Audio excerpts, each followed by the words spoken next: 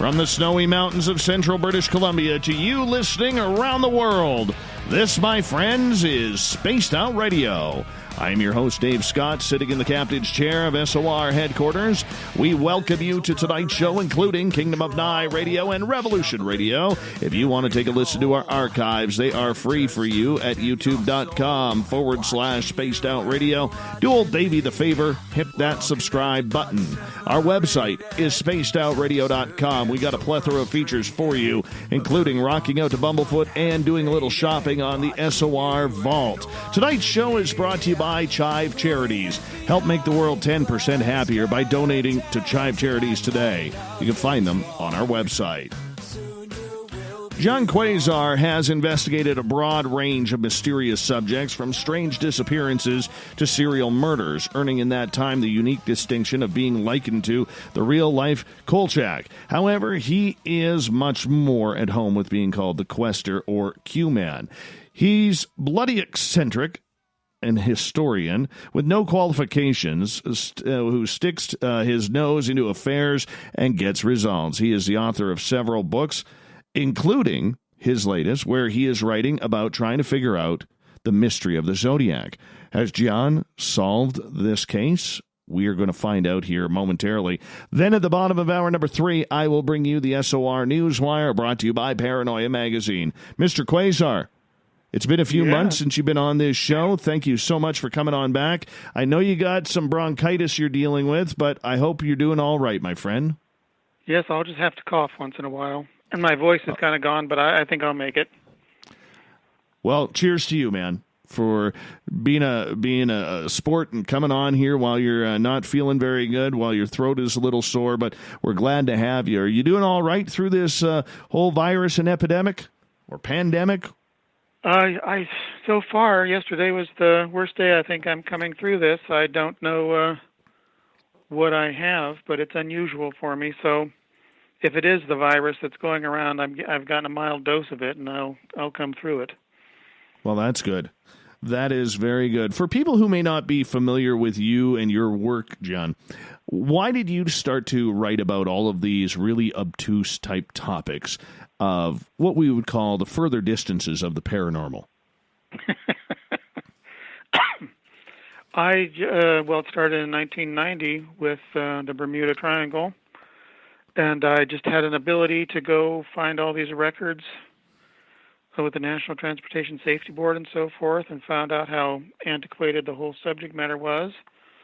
And so I spent years doing that. I finally put a website up in 1999, and I was inundated just on that subject alone because of all that I found. And TV knocked on my door repeatedly, and I was on all these shows, and McGraw-Hill rushed my book to printing and so forth in 2003. And unfortunately, I got identified with that type of thing, but it was only one of many things that I investigated. And after I got that out of my system, I just continued to go on with all these other subject matters. And in 2010, I decided that it was time for true crime. And, of course, whenever you do cold case or true crime, you have to start with Jack the Ripper. So that's where I began for years. Same time, I was working closer to home with Zodiac. I'm within an hour of Vallejo, where he first struck, and Lake Berryessa, and about an hour and a half, depending on traffic, into Presidio. So that's when I started taking up photography of crime scenes, and I really enjoyed it. I'm a lousy photographer, so there's nothing artistic in my work, but I started doing all the research I could. Excuse me. And so in 2012, I finally started doing the photography. At the same time, I'm quite inundated with trying to find all the locations of the East Area Rapist, because there was not much out there on him, and that's very close to me. I'm much closer to Sacramento than the Bay Area. And I just started honing down the investigation and came across leads going to a certain individual finally that I call Steve. That is his first name. And I finally, had enough that he was very much very suggested that he was the Zodiac killer, and it took me a lot of years to get contemporary handprinting. That's really what an independent investigator can go for first. I can't go and, get warrants for guns or anything like that. And finally, I achieved that last year after people have been waiting for years for Horoscope and my investigation to come out. And I turned him in formally with an investigative packet of 9 pages of material to one of the jurisdictions, to the lead detective. And it's a year later now, and, stuff has happened that maybe it's time to talk about it all. Because 2 years ago, another jurisdiction, Vallejo, submitted DNA in May of 2018 for genealogical purposes. It was all the rage. It was a month after D'Angelo was identified as the alleged East Area rapist. And so then the news broadcast about how Vallejo has gotten fresh DNA from one of the stamps that Zodiac sent in. And they have submitted it for tracing in the genealogical databases, and it's 2 years later, and nothing has happened. And I happen to know that Paul Holes, who was in charge of getting the DNA against D'Angelo, he got leads in several months and went down to 2 guys by October, and he got the DNA in August of 2017. By October, it was down to 2 guys. And they went after the one they thought was most probable, which would not have been D'Angelo the cop. And then after he was ruled out, they went after D'Angelo. He was the only one left, and got it all to fit. And by April, they served him with a warrant and got him. Now it's been 2 years that it's been submitted. The DNA has been submitted for Zodiac off a stamp, and nothing. It was a year after they submitted it that I finally got the goods on a guy that people have known I've been hunting since 2012. And I've used an alias surname for him to protect the guilty and the innocent. But from what I have in my investigation and having admissible evidence, I know I got the guy because handprinting is admissible, and I was able to match it contemporarily with his military printing. And but he was adopted. Oh, interesting. And that will foul everything up in genealogical research when there's an adoption. That changes everything. He had no siblings. His mother wasn't going to have more kids. He was born out of wedlock. And he has no close cousins. So I'm suspecting that maybe someone wants to do it the easy way and just trace genealogically and say we got him. And I've fallen on deaf ears despite what I have sent in. So I have to proceed on my own. Finally this year, and I promised for too long, and I've shared excerpts for too many years. And a big section of the Quester Files is devoted to the Zodiac Killer. I did not want to devote in my book, Horoscope, to going after the legend, all the falsehood, and recreate all the crime scene stuff. So I did that online years and years ago. That went up. And so people can go to that to see all the crime scene photographs, the videos, links, clear a lot of the stuff up we can talk about tonight, stuff Absolutely. That I don't want to be burdened with in the book. The book is straightforward. I recreate the times and crimes of the Zodiac. I go through it. I was writing it as I was still investigating without knowing it was Steve. I was pretty certain, but I wrote the first part of the book just as, an historical, accurate recreation of everything. And I'm not going to alter that and try and work in. Now, Gian, I'm curious in regards to, and we're going to get deep into this over the next little bit, but, what's the love and the passion about the Zodiac that has intrigued you? Well, I remembered as a kid, and I'd so forgotten it, that when I took up a cold case, I just remembered a guy with a hood and a sniper and that kind of stuff. And I started rereading in 2010.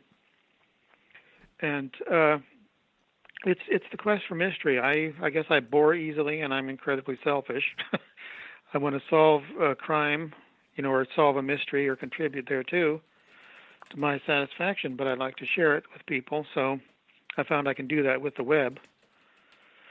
And it's a very, when you study like D'Angelo and the Ripper and other cold cases, you see a few guys that stand out.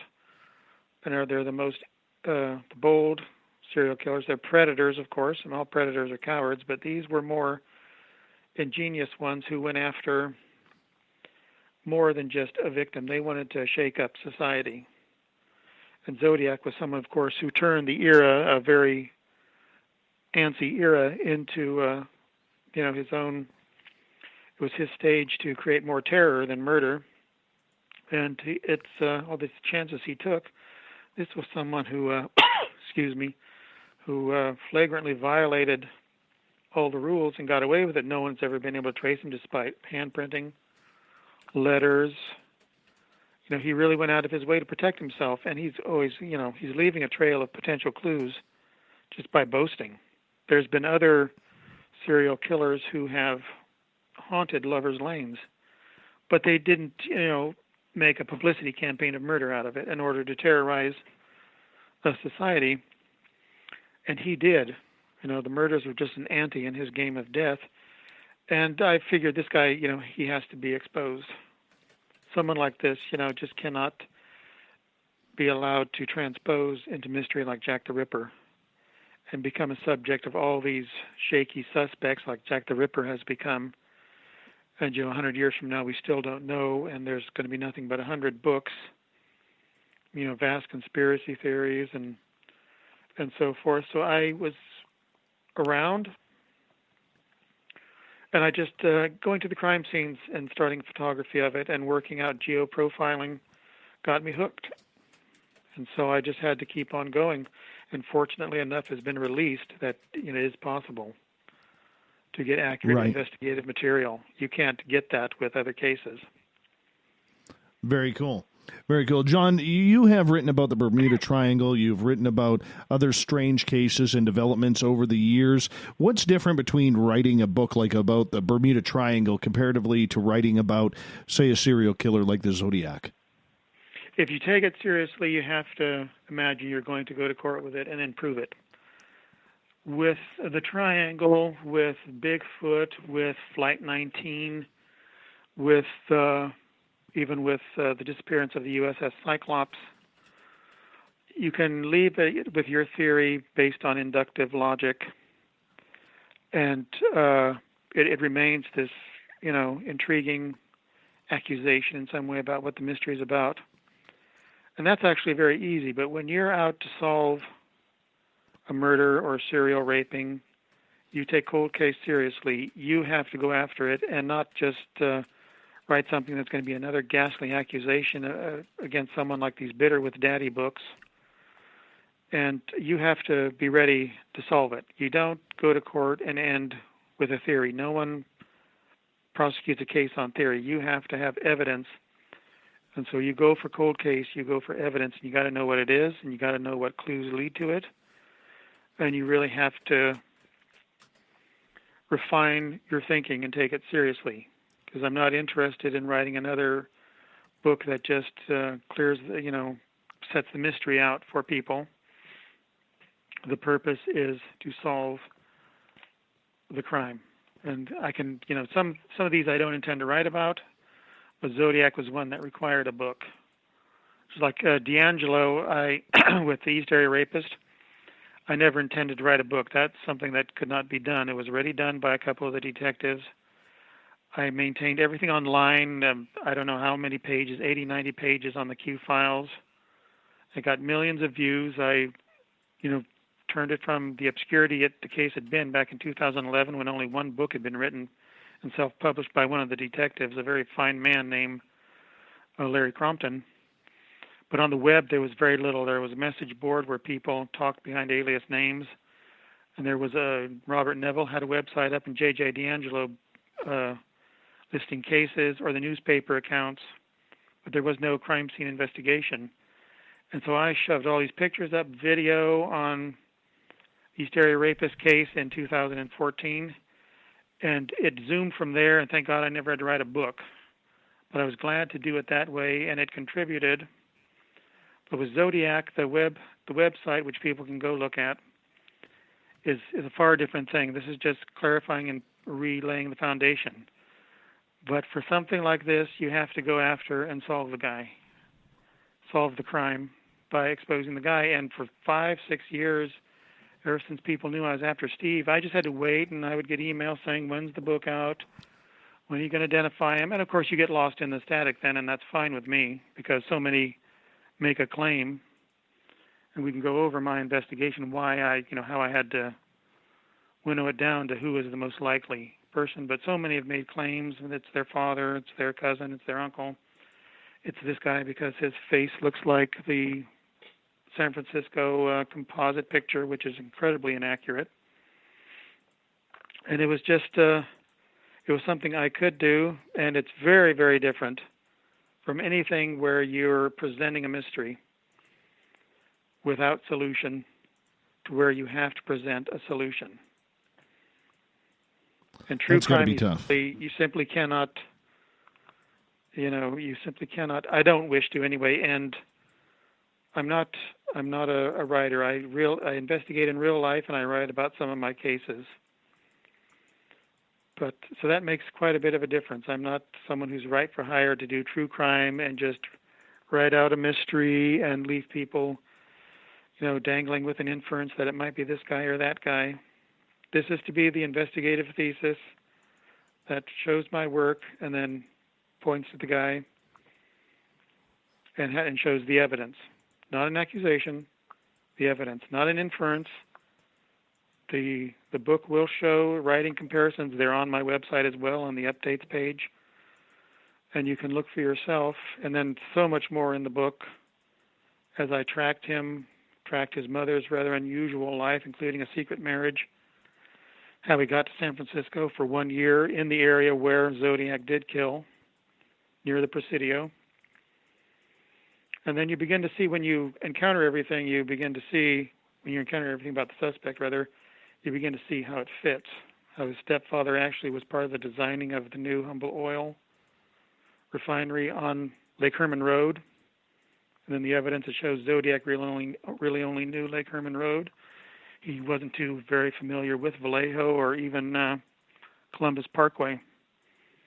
And that's all reflected in the life of Steve and in his contacts.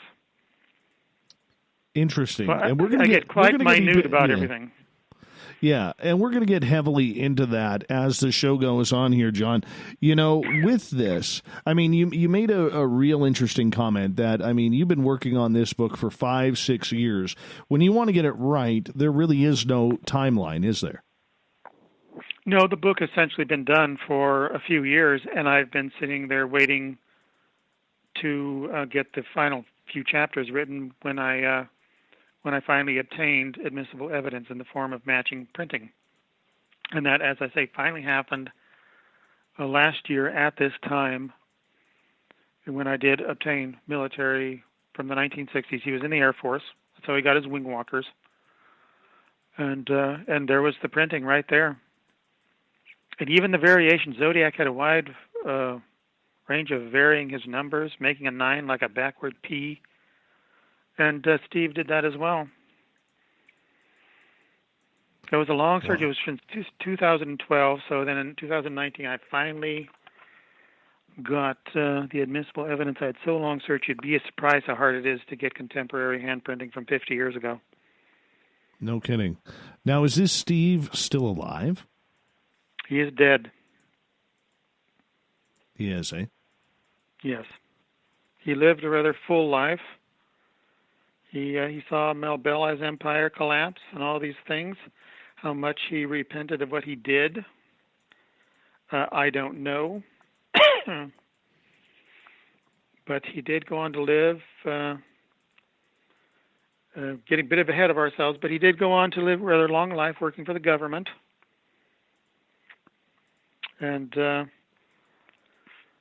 I would imagine, I suppose we can talk about the Zodiac crimes more independently before we get to Steve to lay a foundation. But absolutely, he was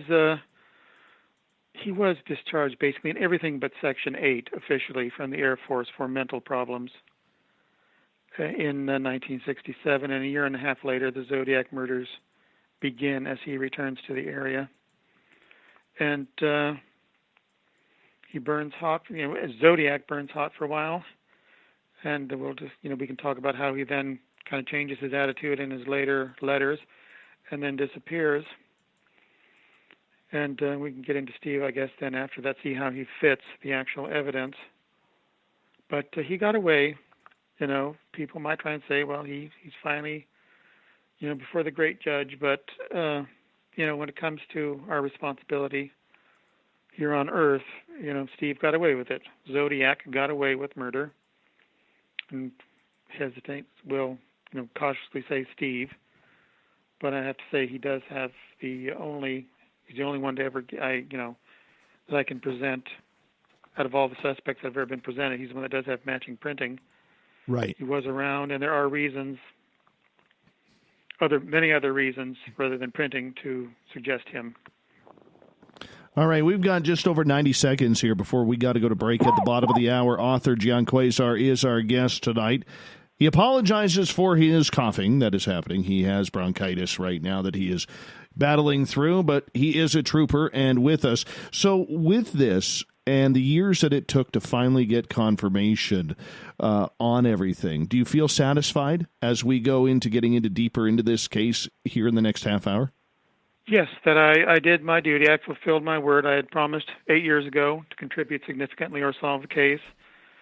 And yes, I'm quite satisfied that I didn't fail this time. I was able to finally get the goods. Well, that's actually kind of good. I'm grateful that I've flown under radar for the most part. So, do you think that this case, that the police and everybody wants to solve it, or do you think they've written it off? I don't think they ever write it off. But what's taken 2 years with DNA, presuming that he did lick those stamps, that's another thing to discuss. So if he didn't lick those stamps and the DNA doesn't match, or they cannot find Steve, if I am indeed correct, because of the adoption, then I don't know how hesitant they're going to be, because that is now the big fad. Of course, that's evidence, that's tangible evidence they can take, even though I would say handprinting is too. But there's been so much, talking about DNA that if they're stymied there, it just might be getting lost under a stack of paper. Very right.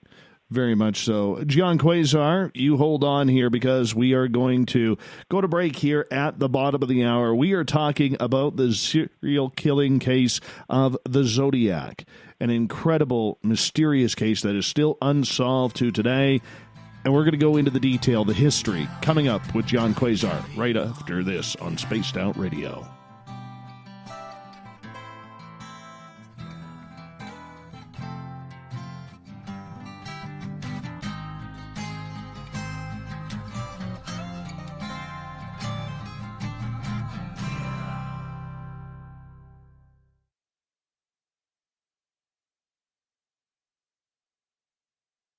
Hey, space travelers, this is John Resig, founder of the Chive and Chive Charities.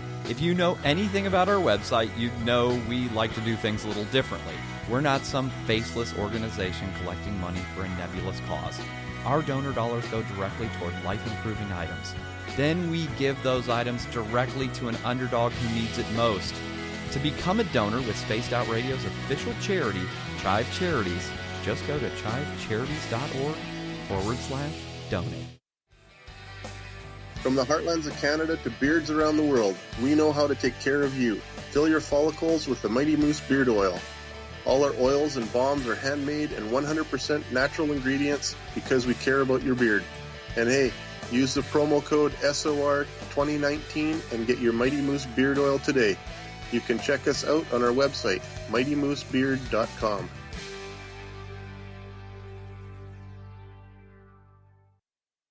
Hello, this is your guitar man, Ron Bumblefoot Thor, and I have to tell you, I love the response I get for Little Brother is Watching from Spaced Out Radio fans. It's amazing how music can inspire and make people think deeper about what's going on in the supernatural world. You can head over to my website, bumblefoot.com, to check out my music, my guitar workshops, my touring, even check out some of the hot sauces that I'm working on. And make sure you keep on listening, because with Spaced Out Radio, you know Little Brother is watching. We're adding to the entertainment online for Spaced Out Radio. I'm Amber Beckrud, and I want to invite you to subscribe to our YouTube channel and check out Cryptid Tales, where I will take you on a journey into some of the strangest legends and lore from around the world, relaying the stories to you of the strange creatures and experiences that people have had throughout time. You can find Cryptid Tales at youtube.com/Spaced Out Radio. And while you're there, don't forget to check out our free archives and leave a comment. See you there. Hey everybody, the SOR Space Travelers is open. For just $5 a month, you can hang out with Dave and our crew privately in our members-only section. With your signing, you'll receive newsletters on what's going on with Spaced Out Radio. You'll have direct contact with the host during the show in our chat, live streaming videos, and a great forum for your posts and more. Become a space traveler now at spacedoutradio.com.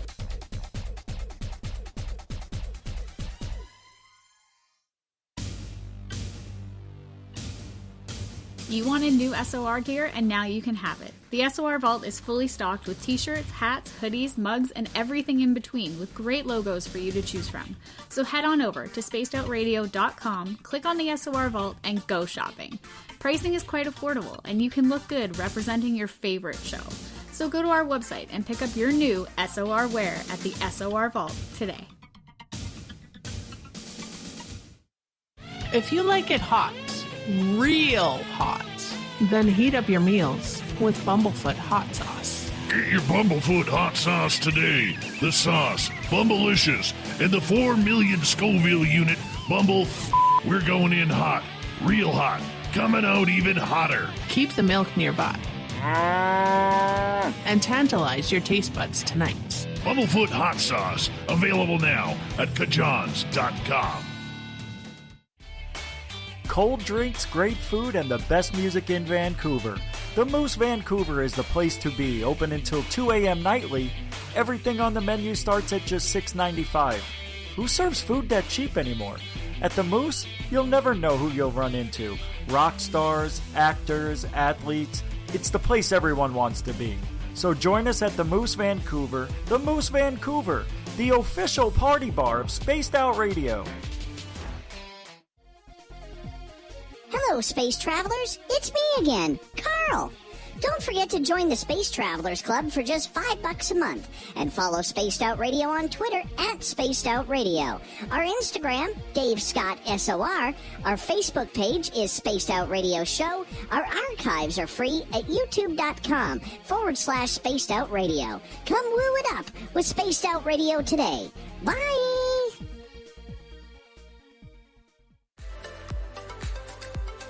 Are you looking for great advertising value for your company?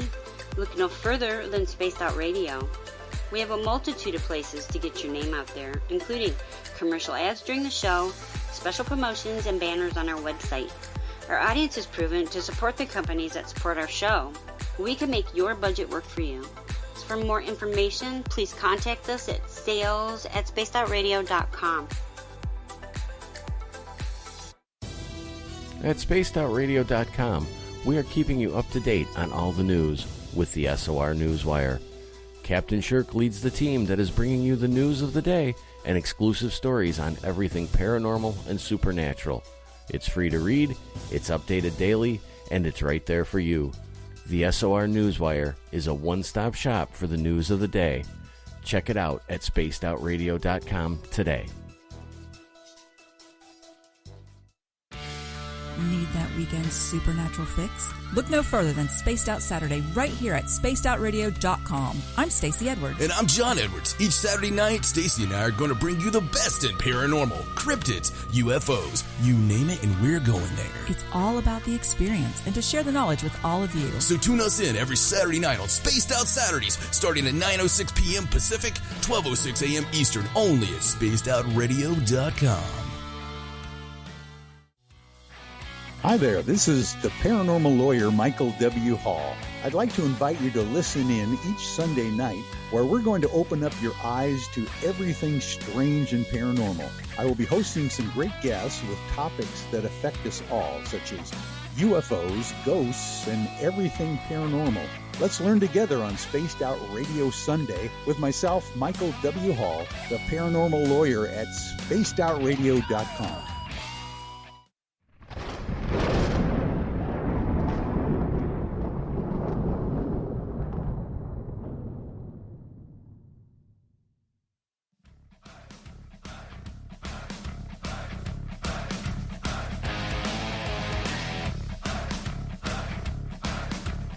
Welcome back to the second half hour of Spaced Out Radio tonight. I am your host, Dave Scott. Thank you so much for joining us. I really appreciate your time and appreciate that the fact that if you have subscribed to our YouTube channel, we really do appreciate that. But, you know, that's where we store all our archives for free at youtube.com/Spaced Out Radio. Do old Davey the favor, hit that subscribe button. Our website is spacedoutradio.com. We have a plethora of features for you, including rocking out to Bumblefoot and keeping up to date on Captain Shirk's SOR Newswire. We're talking the Zodiac Killer tonight on Spaced Out Radio. One of the great authors out there when it comes to everything a little bit strange, a little bit weird and unsolved. The mysterious one himself, Gian Quasar. Gian, welcome back to the show. Thank you. Excuse me. Not a problem. So, people, if you're wondering, we're going to clarify this all night. John has bronchitis. He does not have any other sort of virus out there, so he may have to clear his throat every now and again, but that's quite all right. The main thing is he is here for us tonight. And, John, let's learn a little bit about the history of the Zodiac for people who may not be familiar. What is this case all about? Right. To take it chronologically, as if we're reliving it at the time, December 20, 1968, on the outskirts of Vallejo, between Benicia and Vallejo. These are Northeast Bay Area towns, San Francisco Bay Area. A young couple, David Faraday, 17, his first date with Betty Lou Jensen was that night, and they went out to basically neck at a well-known spot on Lake Herman Road, which, if you know Vallejo, which I suppose most people don't, back then Vallejo was stretching out in one direction to Columbus Parkway, which is a major northeast thoroughfare, though a rural one. It's basically the last cutoff when leaving the Bay Area, or the first cutoff when coming to the Bay Area from Sacramento, from the eastward. And there's it's a long, long road, goes around the foothills and winds around, so it connects between Highway 80 and then goes all the way to Highway 780. And midway in Columbus Parkway, there's another rural road called Lake Herman Road, and that goes to Lake Herman. And then it continues to go on from there to Highway 680. And so it's basically like Highway 80 goes around one way, and Highway 680 goes around Vallejo the other way. It's a fork, and in between is Vallejo and Benicia. So these are major rural roads. These are not backwoods roads, really, but they are country roads. And so on Lake Herman Road, there was this turnout. It's still there. And the kids would go there for petting. It's at the high point in the road. You turn, and you can see it, so all the traffic does go by and sees it when they turn. And the kids would go there and park. And this night they had done so. It was unusually cold. It was 22 degrees. And Stella Borges is leaving from her ranch. She's passing that turnout. Her headlights sweep a Rambler parked there, 1961, 62 Rambler, whatever it was, what year? 64 maybe.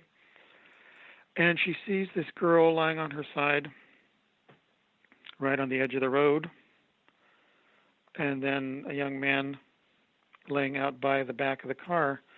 Blood trickles from the girl into pools, and the boy apparently was in a pool of his own blood. She hits the gas. It's about 20 after 11, December 20, 1968. She goes ahead to Benicia.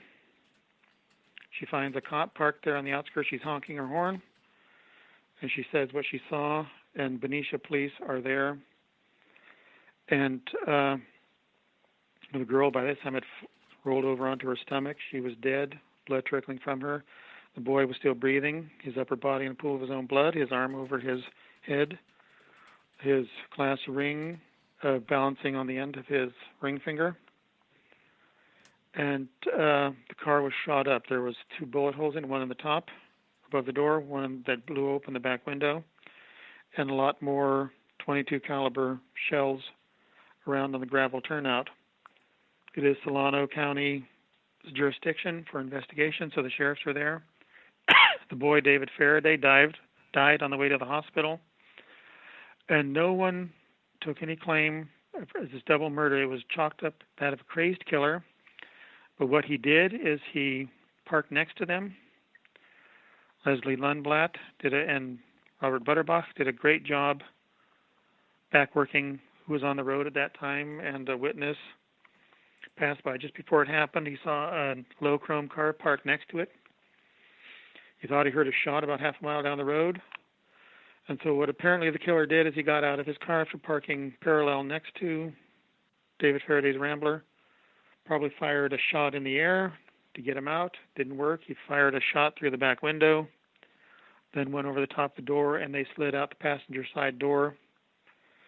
And he approached them. David was a wrestling champ midweight at Vallejo High.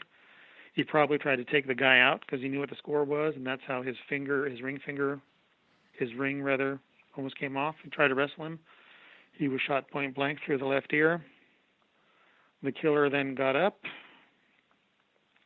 from the evidence and either told her to run, or she knew to run, or David, before he got shot, told her to get out of there. But the killer then just continued to shoot at her. This was an automatic pistol he was using, .22 caliber. She had 5 bullet holes in her right upper back in a remarkable grouping, in a circular oval grouping. He fired one close enough when she just began because a speck of gunpowder was found. 3 passed through her, 2 remained in her. 1 was found in her bloody wake, so he continued to shoot at her the entire time. And she ran about 30 feet before she dropped. The last one was in the heart. And I'm not trying to be macabre for the sake of it. I want people to understand this is what the guy did. This is what he was. He just took a kid out on his back, point blank in the head, and still had the calm to group his shots. And this 16-year-old girl's back in her purple miniskirt, and just continued to fire at her until she dropped. All the shells were grouped, so he didn't move. He stayed by David's body and just shot away. He must have then walked back to his own car, drove off, most likely toward Benicia. Right. And then a few minutes after this, Stella Borges drives past and sees the scene. And so that went completely unexplained for about 7 months.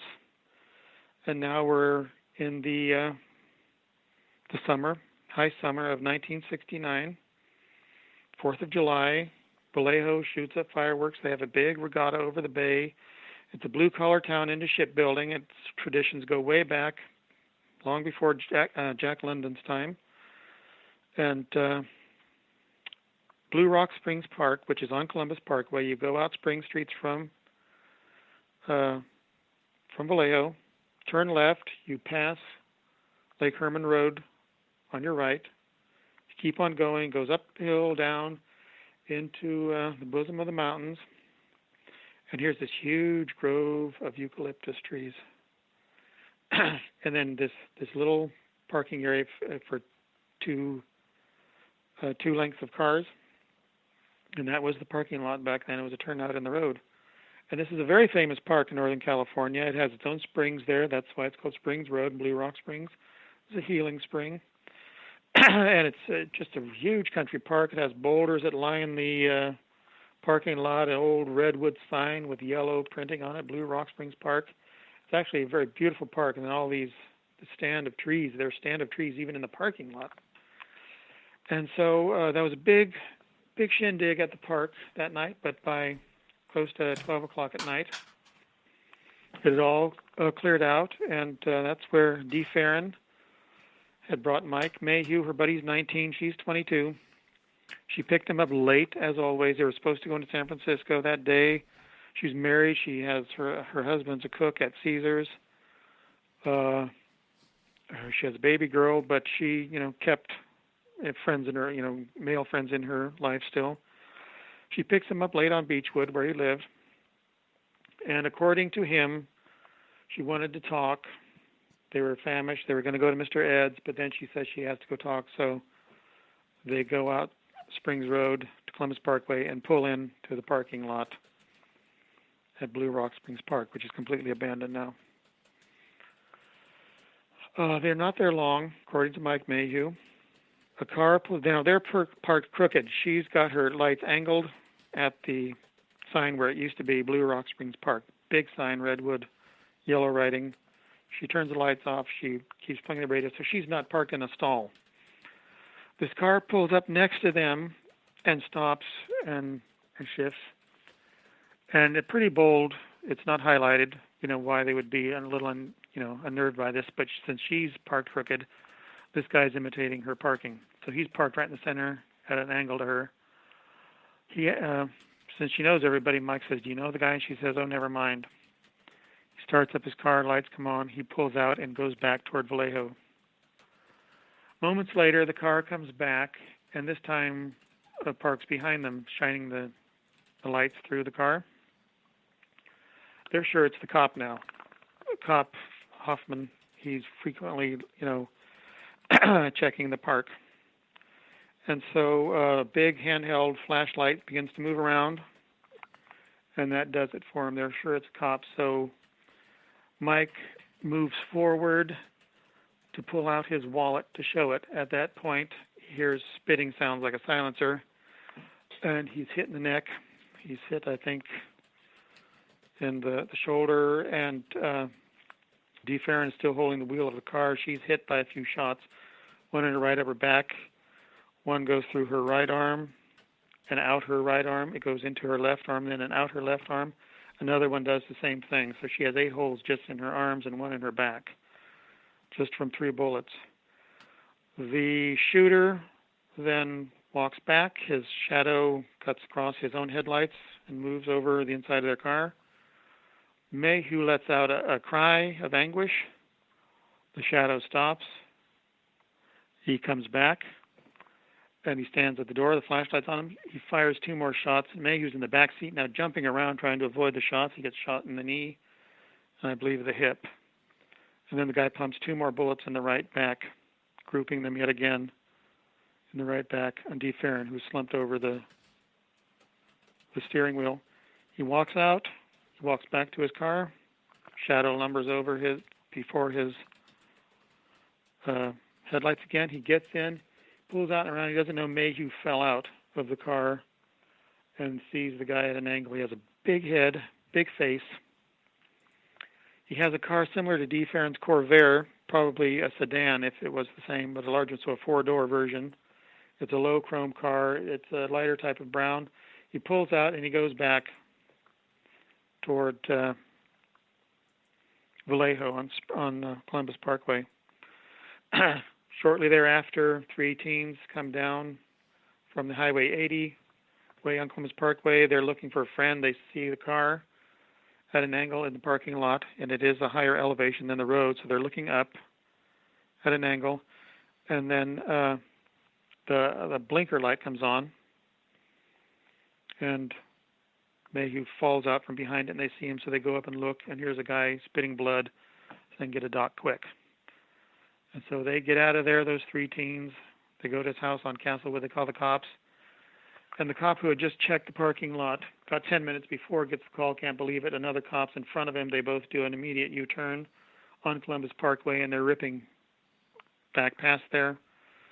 And one stops another car coming from their Cadillac. The other one gets up in there. And he's trying to help Mayhew, who's spitting blood.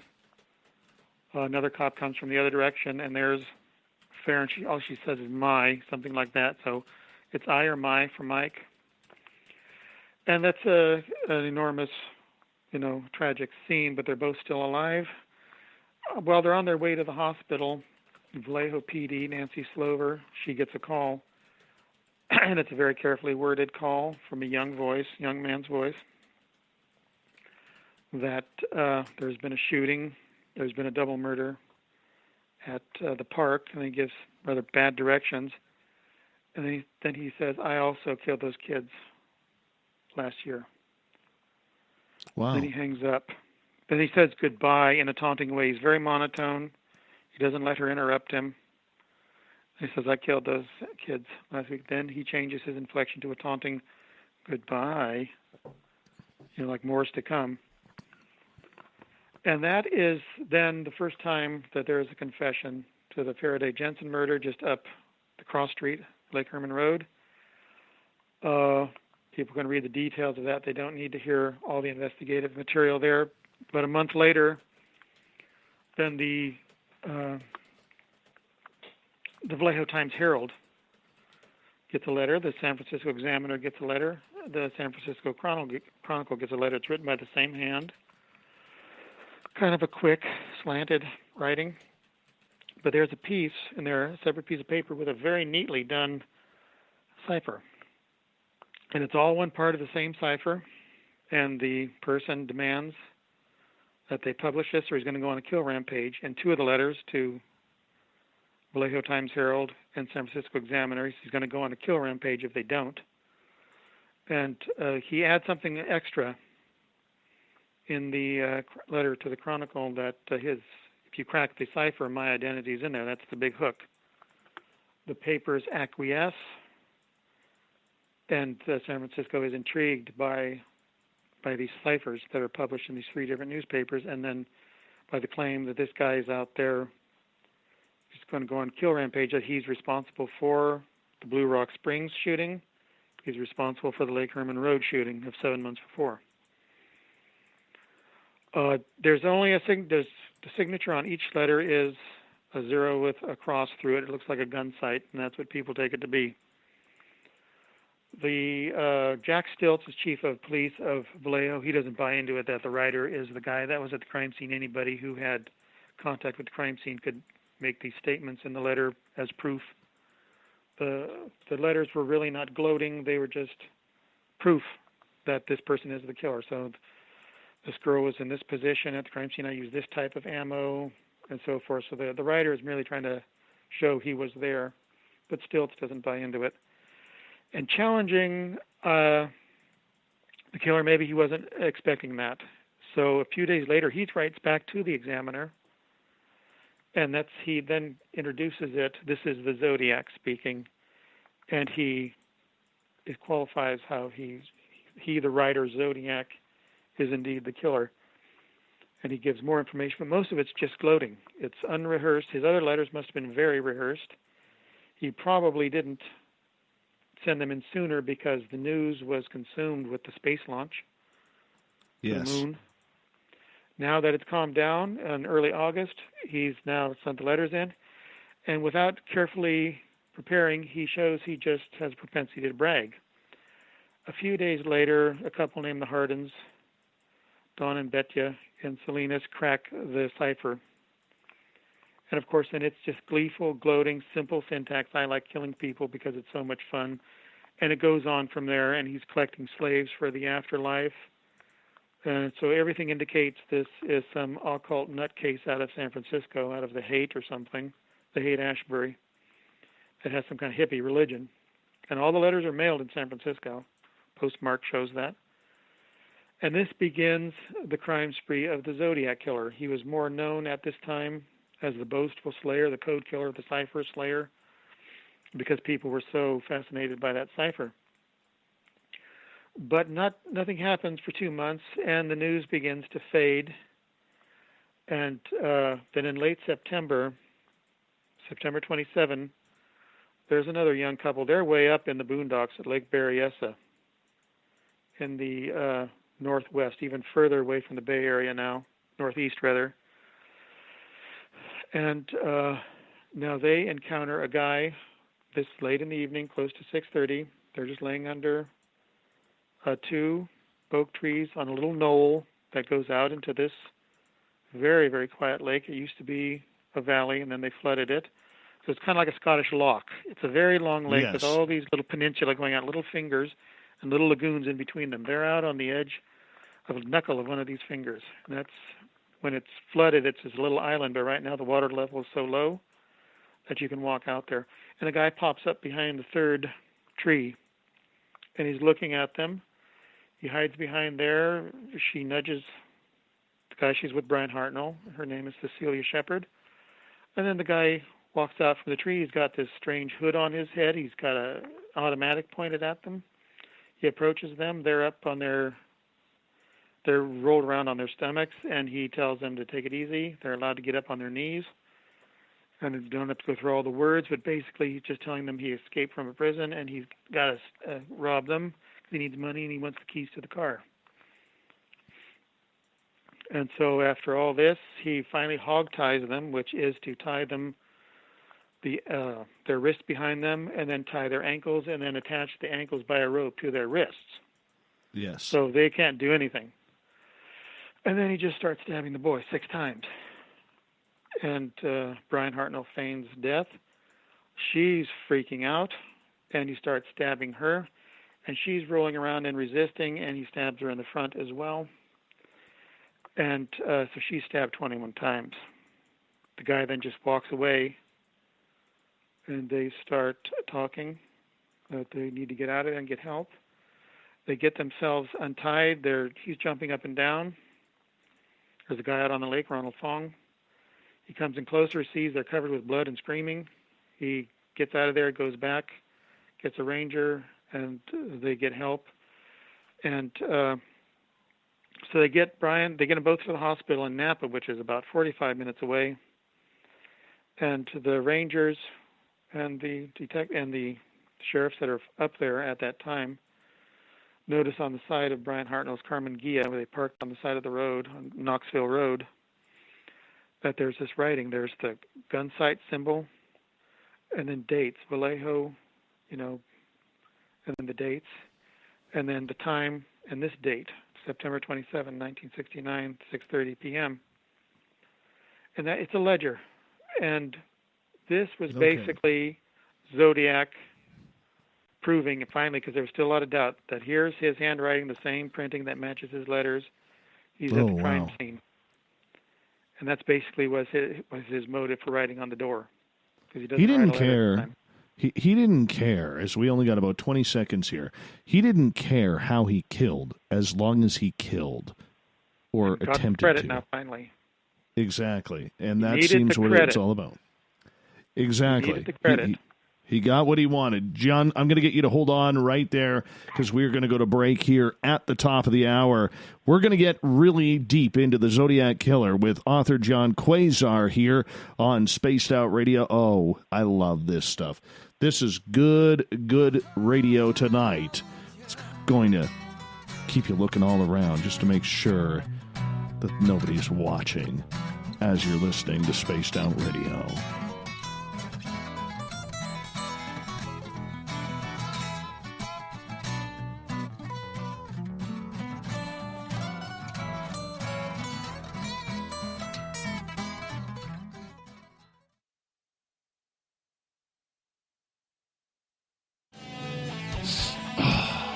I'm feeling a little spicy tonight. What to do? Why not get Bumblefuck? 4 million Scoville units of pure hard rock. Bumblefoot hot sauces come in 3 flavors. The burning Bumble tone it down a bit with Bumblicious and throw the sauce on everything. Spice it up. Bumble me, baby. Bumblefoot hot sauce. Get it today at Kajans.com. Hey everyone, I'm John Edwards. And I'm Stacey Edwards. Together we're taking over Saturday nights on Spaced Out Radio, where we're going to bring our own experiences of the paranormal and talk to the best people we can find to help bring you answers to your strange tales. We're here to entertain your need for weekend woo! So tune us in at spacedoutradio.com starting at 9:06 Pacific, 12:06 a.m. Eastern, where we can all get a little spooky together. Spaced Out Saturday nights right here at spacedoutradio.com. Get your horns up with me on Spaced Out Radio. This is Ron Bumblefoot Thal. Come tune in to SOR, where you can hear me rock out with Little Brother is Watching, the official theme song of Spaced Out Radio. And then come on over to bumblefoot.com, where you can find out about my tour schedule, my music, and everything else. Bumblefoot.com keeps you up to date on what I'm doing and the best way to stay in touch with my music and music camps. Sign up for my newsletter at bumblefoot.com, and remember, Little Brother is Watching. Are you an experiencer of something strange that can't be explained? Do you want help finding out what's going on? I'm Ryan Stacy. head of the Experiencer Support Association, otherwise known as TESSA. We've teamed up with Spaced Out Radio to investigate cases filled out in the SOR Sightlines report. We are independent, and there's no cost to what we do. All we need is your experience. Let's find out what's happening together on the SOR Sightlines report. The party is always on at the Moose Vancouver. The Moose Vancouver is where you want to be when visiting Canada's West Coast. Open until 2 a.m. nightly, the Moose cranks up the rock while serving some of the best-rated food in the city. The menu starts at $6.95. Why party anywhere else in Vancouver when the Moose is right there? Get your horns up and rock with the Moose, the official party bar of Spaced Out Radio. Looking for creative ways to get your company out in the public? How about advertising on Spaced Out Radio? Our sales department is waiting to hear from you, and we can work around any budget. From commercial spots to banners to special promotions, there are many opportunities to get your name and product out to our SOR listeners. For a price guide and more information, please contact us at sales@spacedoutradio.com. Hello, Space Travelers. It's me again, Carl. Don't forget to join the Space Travelers Club for just $5 a month and follow Spaced Out Radio on Twitter @Spaced Out Radio. Our Instagram, Dave Scott SOR. Our Facebook page is Spaced Out Radio Show. Our archives are free at youtube.com/Spaced Out Radio. Come woo it up with Spaced Out Radio today. Bye! Visit purpleplates.com today. For over 40 years, the Purple Energy Plates have been delivering amazing results for their many customers. Inspired by the great genius Nikola Tesla, the harmony, healing, and energetic effects of the plates have proven over and over to be beneficial and often miraculous to thousands of customers. Check their site for daily specials and choose from their many energy products. You won't be sorry. Visit them today at purpleplates.com. Are you intrigued by Paranormal Talk Radio? You'll love the new Paranormal Radio app from TalkStream Live. You'll find a great selection of talk shows covering UFOs, ghosts, strange phenomena, and much more. Download the Paranormal Radio app now and start listening to the very best in paranormal talk entertainment, including the network you're listening to right now, the Paranormal Radio app, free in Google Play and the iOS App Store. We are scouring the world for the most intriguing stories of your day. Take the time to read up on the SOR Newswire, where our team, led by Captain Shirk, will deliver to you some of the best paranormal and supernatural news, along with some stories that will blow your mind from the weird to the wacky. It's the news outside the news that piques interest, and that's what we're looking to deliver to you. The SOR Newswire, only at spacedoutradio.com.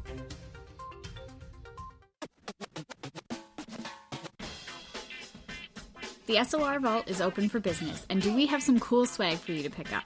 All you have to do is head over to our website and click on the SOR Vault. You have a variety of cool logos to choose from, and put them on anything you want. T-shirts, hoodies, hats, coffee mugs, you name it, we can get it to you. So do your shopping by supporting the store you love. Get your Spaced Out Radio swag at the SOR Vault today.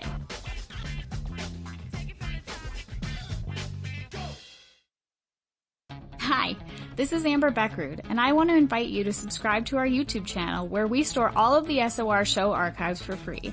And as an added bonus, every 2 weeks I'm posting brand new content on Cryptid Tales, where I will get into some of the spookier legends and folklore from around the world and tell the stories that go with them. Find us at youtube.com/Spaced Out Radio and check out Cryptid Tales today. Drop a comment and let me know what you want to hear. See you there. We're taking Sunday nights out of this world on Spaced Out Radio. This is Michael W. Hall, also known as the Paranormal Lawyer. Together, we're going to go on an exciting journey into the unknown. I'm going to bring you some of the best interviews in the paranormal and supernatural to start your new week off on a freaky note. So tune in to Spaced Out Sundays with me, Michael W. Hall, only on spacedoutradio.com. For the price of 1 cup of coffee a month, you can become an SOR Space Traveler. The Space Travelers Club is a place where you can interact with other listeners, either live during the show or on our great forum. We want your stories, pictures, comments, and ideas. You'll get live video streams, exclusive content, and be a part of our newsletter. Stay in touch with everything SOR. The Space Travelers Club is just $5 a month at spacedoutradio.com.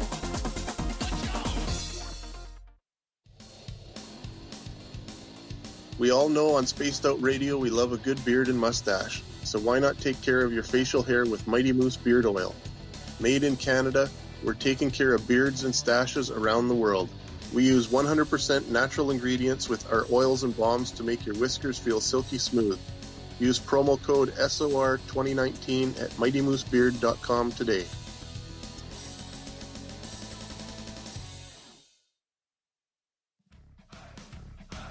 You're listening to Spaced Out Radio with Dave Scott. Follow Dave on Twitter at Spaced Out Radio and on Facebook, Spaced Out Radio Show. Hour number 2 of Spaced Out Radio is underway tonight. I am your host, Dave Scott. Thank you so much for joining us. We want to give a shout-out to everybody listening in on our terrestrial affiliates and our digital side of Revolution Radio. Remember, you can check out all of our archives for free at youtube.com/Spaced Out Radio. Just do old Davey the favor. Hit that subscribe button. The Desert Clam has set the password for tonight in the SOR Space Travelers Club. Jubilarian. Jubilarian is your password. Use it wisely, Space Travelers, as the Clam sets a password each and every night right here on Spaced Out Radio. Our website is spacedoutradio.com. We got a plethora of features for you, including rocking out to Bumblefoot and reading up on Captain Shirk's SOR Newswire. Tonight we are talking about the unsolved mystery of the Zodiac killer. Now, this is going back a few decades, but the case still intrigues all of us out there, and author Gian Quasar has been looking into this tonight. John, welcome back to the show. Thank you.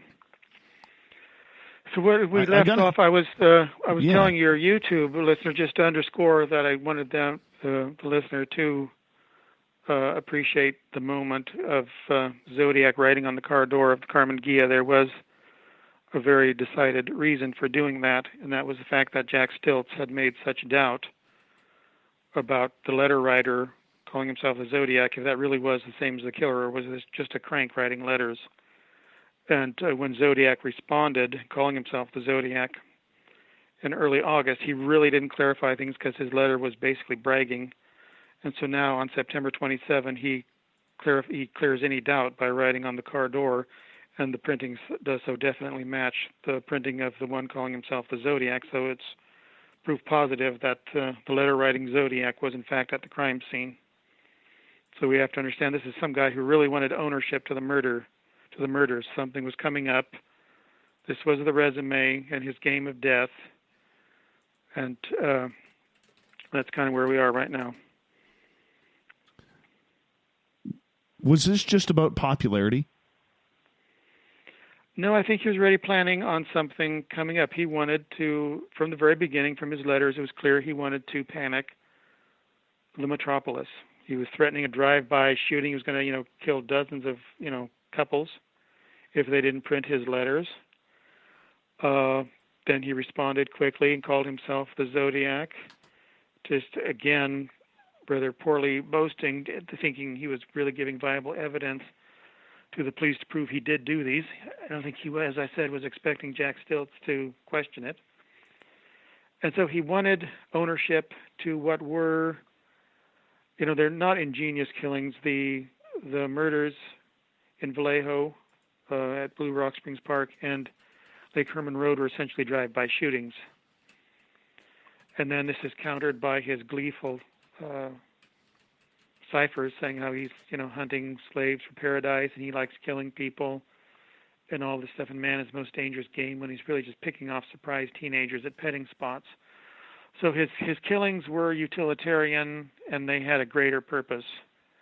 And that had been questioned. And he did not like being, having his alter ego diminished. As I contend in the book, he didn't send anything in July because the news was just all over about the moonshot. In August, again, they come back to Earth. And so he's quiet all that time. And then he strikes on September 27, and she dies on September 29. Brian Hartnell does survive. And then he gets his first major news early October, I think October 2.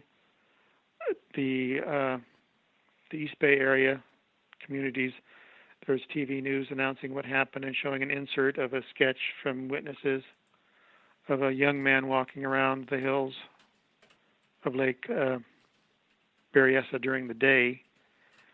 And the sheriffs went and found everybody who was out there, but this one man did not ever turn up again. But so it's publicity toward a purpose. He now has at least, Bay Area news. I don't think it was shown in San Francisco proper. Robert Graysmith didn't. He was there at the time, and he doesn't even remember print media or TV media giving much circulation to this sketch. In any case, October 11 now, the heart of it all, San Francisco, for those who aren't from around here, San Francisco is the city. It's the heart of the whole Bay Area. And it's what Zodiac was basically trying to use as the hub for his publicity campaign. But now, the night of October 11, cab driver picks up a fare near downtown Nob Hill, takes him to Washington Street and Maple, which is Presidio. Very nice area, very upscale. Presidio is this great old fort that goes back to Spanish times, 1790. It's huge. You can lose an army in there. It's the old army base. It was still active back then, but you could drive through lots of it. Huge wooded area. And Presidio is in its shadows, in the shadows of all these great trees and eucalyptus and mountains in there, hills at least. And so Washington and Maple are upscale mansions, crowded together, townhomes.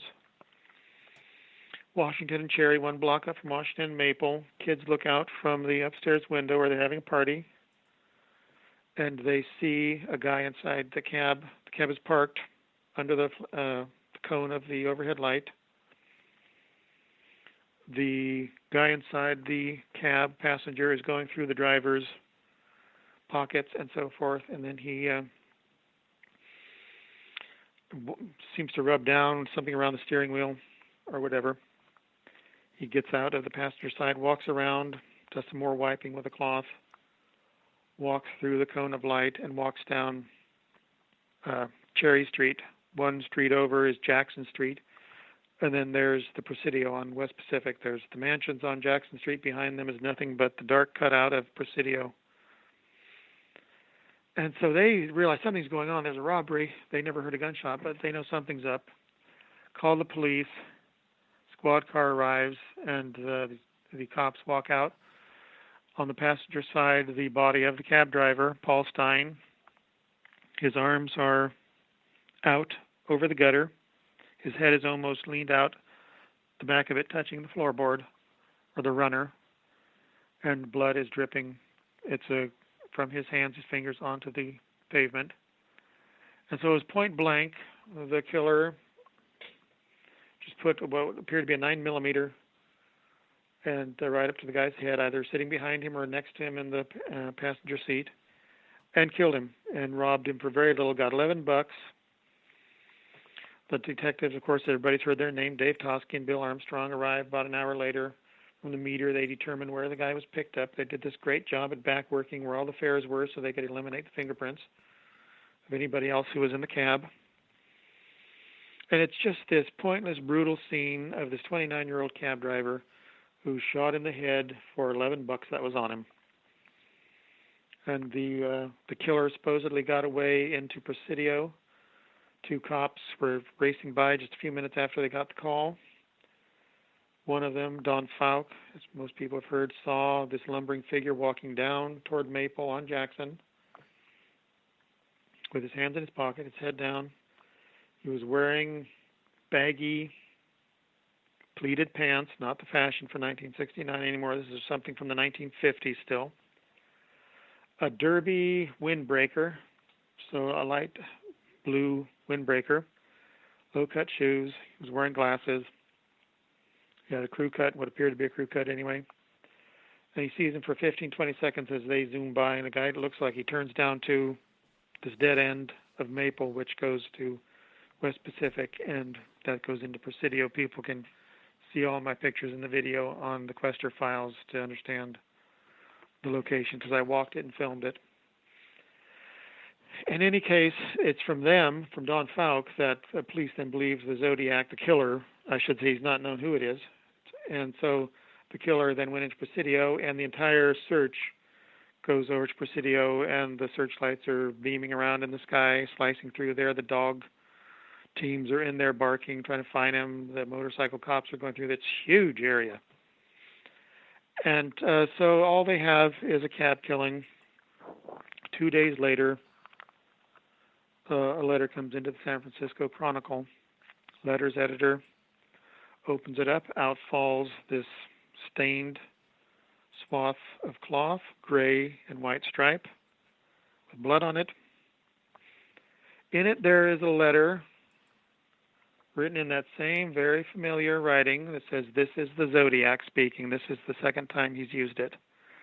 "This is the Zodiac speaking. I am the murderer of the taxi driver over by Washington Street and Maple Street last night. To prove this, here is a blood-stained piece of his shirt." And then it goes on, another paragraph, and it ends with, "School children make nice targets. I think I shall wipe out a school bus some morning, just shoot out the front tire, and then pick off the kiddies as they come bouncing out." And there's the crosshair symbol. So SFPD now has this. There's no reason not to believe this guy. He's shown he has 22s, possibly a 45 at Lake Berryessa, and now certainly a 9mm. They have the casing that was in the car. Really? And now he probably has a rifle, and he's going to shoot kids. So now San Francisco, they have to prepare. The newspapers hold off publishing that last part.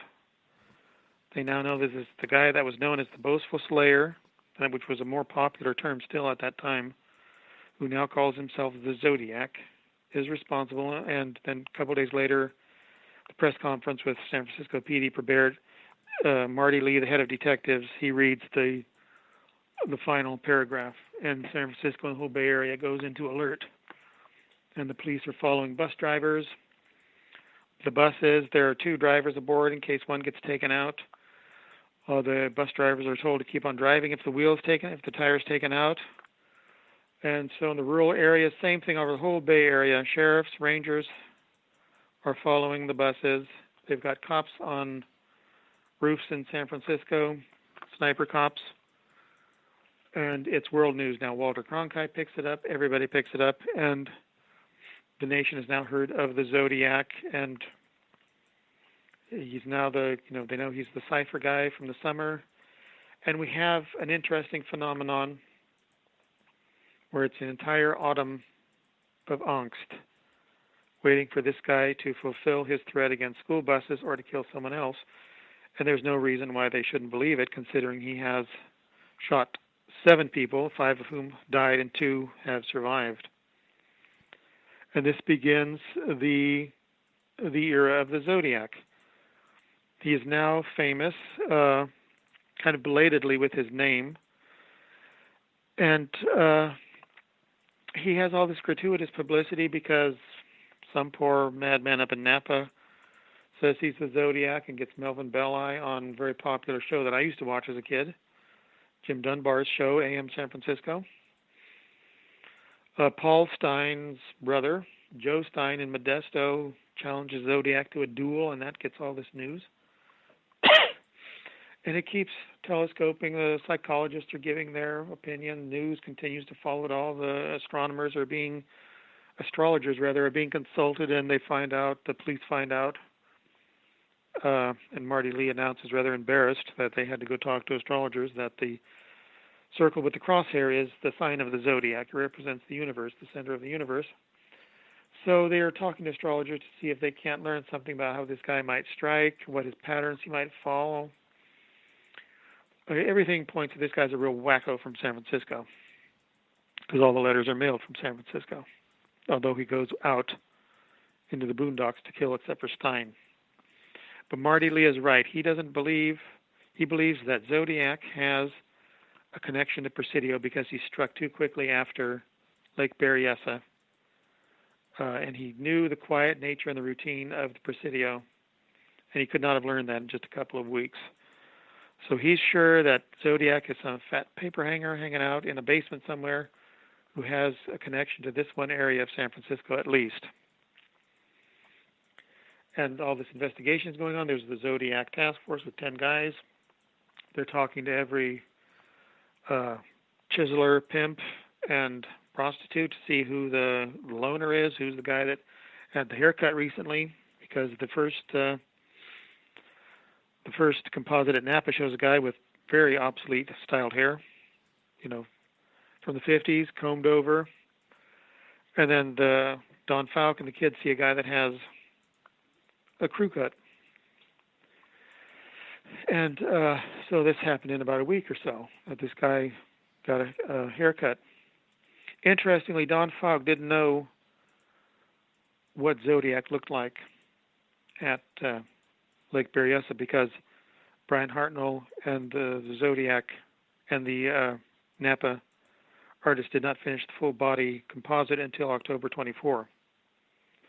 Interesting. And so Zodiac is there in the composite. He's wearing dark pleated pants, old style with cuffs. They can identify the shoes are military wing walkers, Air Force wing walker shoes from the imprint. So they're a high lip shoe. And he's got a windbreaker on there, dark blue windbreaker. He had a holster and a homemade knife. Then, of course, he's wearing that bizarre hood, this black hood with a square top, like it's a hood sewn very neatly and intricately on all four sides over a top that might be like a graduation cap. The top appears to be square. And this is what it looks like. But Don Falk, wrote his scratch when they want to know what this guy looked like that he saw. Actually, Zodiac then writes the publicity. By early November, the publicity is dying out, so Zodiac writes another long, long letter bragging about how he saw these two cops, and they stopped and asked him, "Have you seen this guy around?" And he said, "Yeah, he's over there," and he points, and they go rushing off. So he brags on the letter, and he insists that they publish that so he can be mocking the blue pigs, as he calls them. And so a couple of days later, Don Falk has to clarify this. He writes what's called a scratch. He says the guy he saw had a crew cut. He was thick.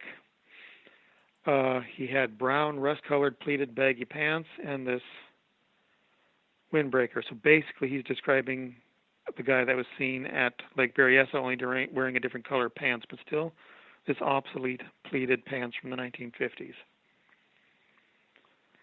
So this is what Zodiac looks like without the mask. He's just this heavy set guy, and at Lake Berryessa we know he's about 215, 220 pounds because they had the imprint of his shoes, and Harold Snook, the forensic guy, did a good job guesstimating his weight. This is a heavy guy. Don Falk thought he was older than his 30s, but the kids thought he was in his 30s. He thought he was fairly young. And he confessed after Lake Berryessa as well. And Dave Slate on the phone said it was a young man's voice. So we got a young guy who's heavy set and apparently dresses quite obsolete with these wool dress pants from the 50s and this casual windbreaker. And that's Zodiac without the elaborate black execution hood that had the white Zodiac symbol sewn on front. That's how he appeared only once at Lake Berryessa, which kind of indicates he knew he was going to do a daytime killing. When he attacked at night, he obviously didn't wear a hood. And so now this November letter has the 340 cipher that no one's ever been able to crack. And that, of course, gives him all this publicity. It's published in all the papers. People are trying to figure it out. The Navy's trying to figure it out, the code breakers. Another, proof that he did it. And let me tell you, when you see how careful this guy is with publicity, he waits for it to die off Mm-hmm. And then he does something very careful to get more publicity, like he did with the cipher. That was the biggest thing he did back in the summer. He does another one, has the Bay Area edgy. By Christmas time, the publicity has died off. He writes a letter to Mel Belli and tries to disguise his printing to some extent. He includes another bloody piece of shirt from Paul Stein. Belli's in Germany. He doesn't get it till after Christmas when his assistant opens it at the office. The letter, called the Belli letter, is mimicking this poor guy that was known by the nickname of Sam on the Dunbar show on October 22 or 24, whenever that big thing was that got all the publicity. And Belli and Dunbar went to go meet with him afterward. That got, of course, in October, got so much publicity. They both said they thought they were dealing with a kook. Now, this guy was a nut. This wasn't really the Zodiac. This was just some poor, whimpering maniac saying he's going to go nuts and kill the kids. Now this letter is imitating this poor madman Sam, but it is really from Zodiac. There's the piece of bloody shirt. There's the printing that matches. Enormous publicity again, as big as it was in October. Mel Belli, of course, was one of the most flamboyant attorneys in the country. He defended Jack Ruby. He knew all the stars. He was in a Star Trek episode. He was a very famous attorney. Lee Bailey was the most famous guy on the East Coast. Mel Belli was the most famous guy on the West Coast in law. And he loved publicity. So this gets publicity everywhere. Paul Avery with the Chronicles involved. And this brings us into 1970. And from there, as things die out, Zodiac writes more letters, dovetailing on other news events. And he keeps his publicity going very carefully for several years. Very cleverly, by the end of 1970, when publicity had died out again, because the Chronicle didn't publish with SFPD's request, they didn't publish 2 letters that came in during the summer. And I guess Zodiac figured by this time he's not going to get published with general threats against school buses or whatever, that he killed this other guy. Raditich was a very famous shooting in San Francisco, police officer Raditich in 1970. And, the mayor came back to officiate at the funeral. There were 1,000 mourners. It was all very official. That's when Zodiac makes a claim that he shot a guy in a car with a .38. Implying that Gian, I'm gonna get you to hold on right there, because we got a lot of questions building as we have Gian Quasar talking about the Zodiac Killer and the history right here on Spaced Out Radio.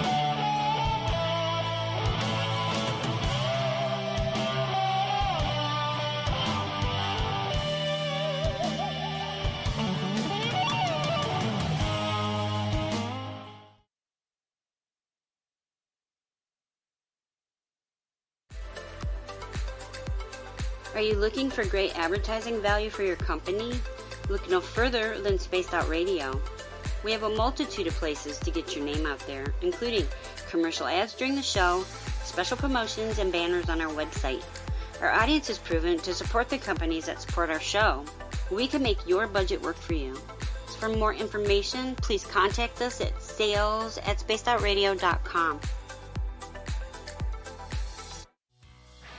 Hi there, this is the paranormal lawyer Michael W. Hall. I'd like to invite you to listen in each Sunday night where we're going to open up your eyes to everything strange and paranormal. I will be hosting some great guests with topics that affect us all, such as UFOs, ghosts, and everything paranormal.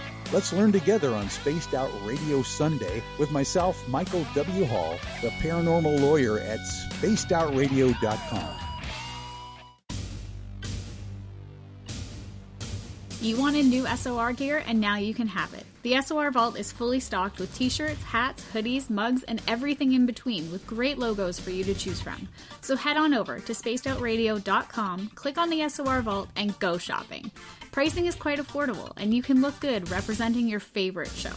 So go to our website and pick up your new SOR wear at the SOR Vault today. Hello, this is your guitar man, Ron Bumblefoot Thor, and I have to tell you, I love the response I get for Little Brother is Watching from Spaced Out Radio fans. It's amazing how music can inspire and make people think deeper about what's going on in the supernatural world.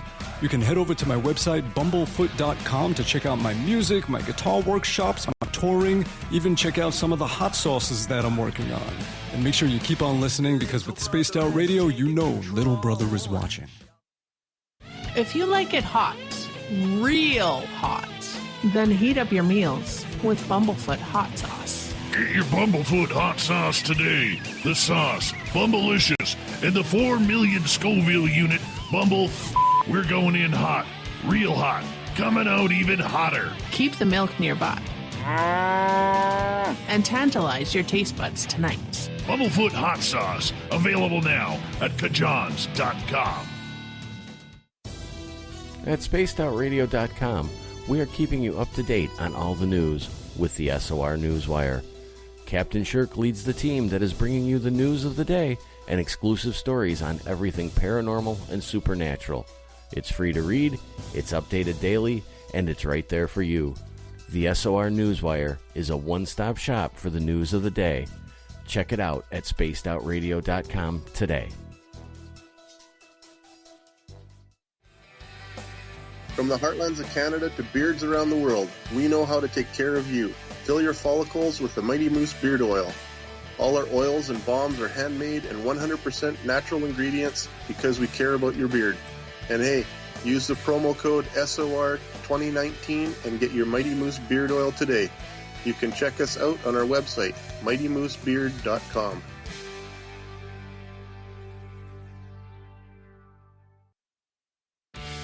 Need that weekend supernatural fix? Look no further than Spaced Out Saturday right here at spacedoutradio.com. I'm Stacey Edwards. And I'm John Edwards. Each Saturday night, Stacey and I are going to bring you the best in paranormal, cryptids, UFOs, you name it, and we're going there. It's all about the experience and to share the knowledge with all of you. So tune us in every Saturday night on Spaced Out Saturdays, starting at 9:06 p.m. Pacific, 12:06 a.m. Eastern, only at spacedoutradio.com.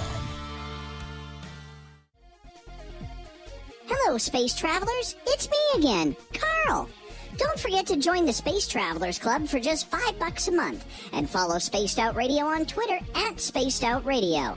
Our Instagram, Dave Scott SOR. Our Facebook page is Spaced Out Radio Show. Our archives are free at youtube.com/Spaced Out Radio. Come woo it up with Spaced Out Radio today. Bye! We're adding to the entertainment online for Spaced Out Radio. I'm Amber Beckard, and I want to invite you to subscribe to our YouTube channel and check out Cryptid Tales, where I will take you on a journey into some of the strangest legends and lore from around the world, relaying the stories to you of the strange creatures and experiences that people have had throughout time. You can find Cryptid Tales at youtube.com/Spaced Out Radio. And while you're there, don't forget to check out our free archives and leave a comment. See you there. Hey everybody, the SOR Space Travelers is open. For just $5 a month, you can hang out with Dave and our crew privately in our members-only section. With your signing, you'll receive newsletters on what's going on with Spaced Out Radio. You'll have direct contact with the host during the show in our chat, live streaming videos, and a great forum for your posts and more. Become a space traveler now at spacedoutradio.com.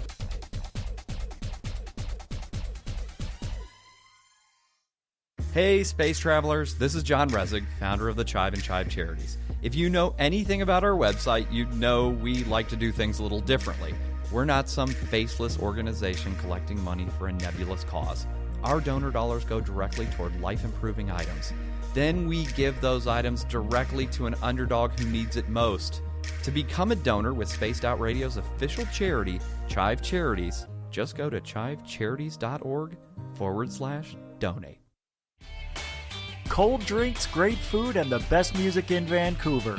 The Moose Vancouver is the place to be, open until 2 a.m. nightly. Everything on the menu starts at just $6.95. Who serves food that cheap anymore? At the Moose, you'll never know who you'll run into. Rock stars, actors, athletes. It's the place everyone wants to be. So join us at the Moose Vancouver, the official party bar of Spaced Out Radio.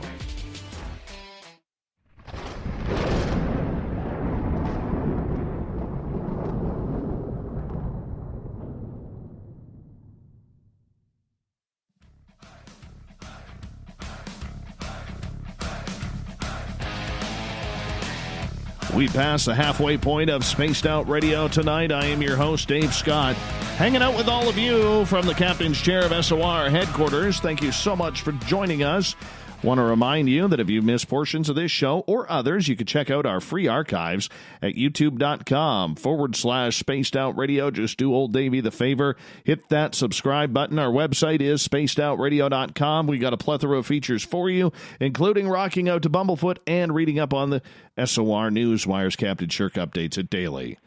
We're into an intriguing conversation tonight with author Gian Quasar, who is breaking down his latest book about the Zodiac Killer. And he's breaking down the entire history of this. And, Gian, I am absolutely fascinated here by listening to you describe in detail every step that he made. Well, it's because there are some key clues. I had to go do this, before I could even go through a list of persons of interest, just who was I looking for? What did Zodiac actually look like? What was his character really like? And you're not going to see that in the letters where he's, he knows what he's writing. It's to be seen. It's stuff that he's doing he doesn't want to be seen that will really give it away. So I had to, frankly, go through all this rather than just, so many people introduce a suspect out there, both in a book or on the web, where they gloss over the crimes simply as an introduction to their suspect now, and he really doesn't fit. He wears glasses like the San Francisco composite. Well, a lot of people wore those glasses.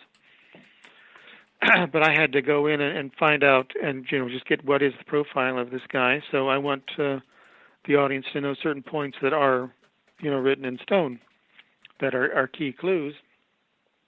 And one is that he did not kill after Stein, but he built up toward San Francisco, and then he carefully put the, killed now in the city. This gets San Francisco's attention. He carefully puts that paragraph on there about shooting kids in a school bus. And he later in the letter said, you must have holes in your head if you think I'm going to take a school bus on like that. This is all to incite panic. It's all to get publicity. It is all to loom over Gotham like a comic strip villain, which is what he did. He's the most famous serial killer, outside of Jack the Ripper in the world of true crime. And he really was basically a Lover's Lane killer who was extremely brilliant with his publicity campaign. And he put careful thought into that, and we have to understand that. But he was, as we were touching on before, a very plain-looking man in real life. He was heavy, 215 to 220, 6 foot or under. Not blubbery fat, but beefy. He was overweight. He was heavy. He had a big face. And he was someone who bragged only after killing Stein. He bragged about all these other murders. He claimed 37 eventually. But he sat back and carefully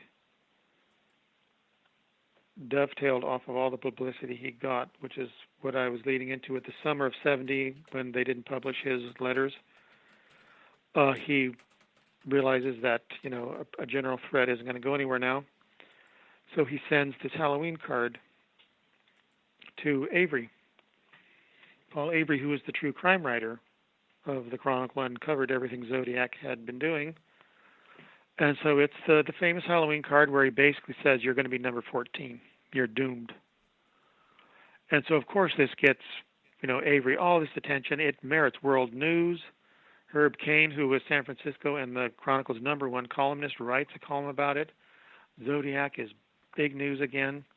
And with this, some anonymous person in Riverside wrote to Avery, believing that more should be looked into this murder down there in 1966. Also, the day before Halloween, October 30th, murder of a co-ed, Sherry Jo Bates.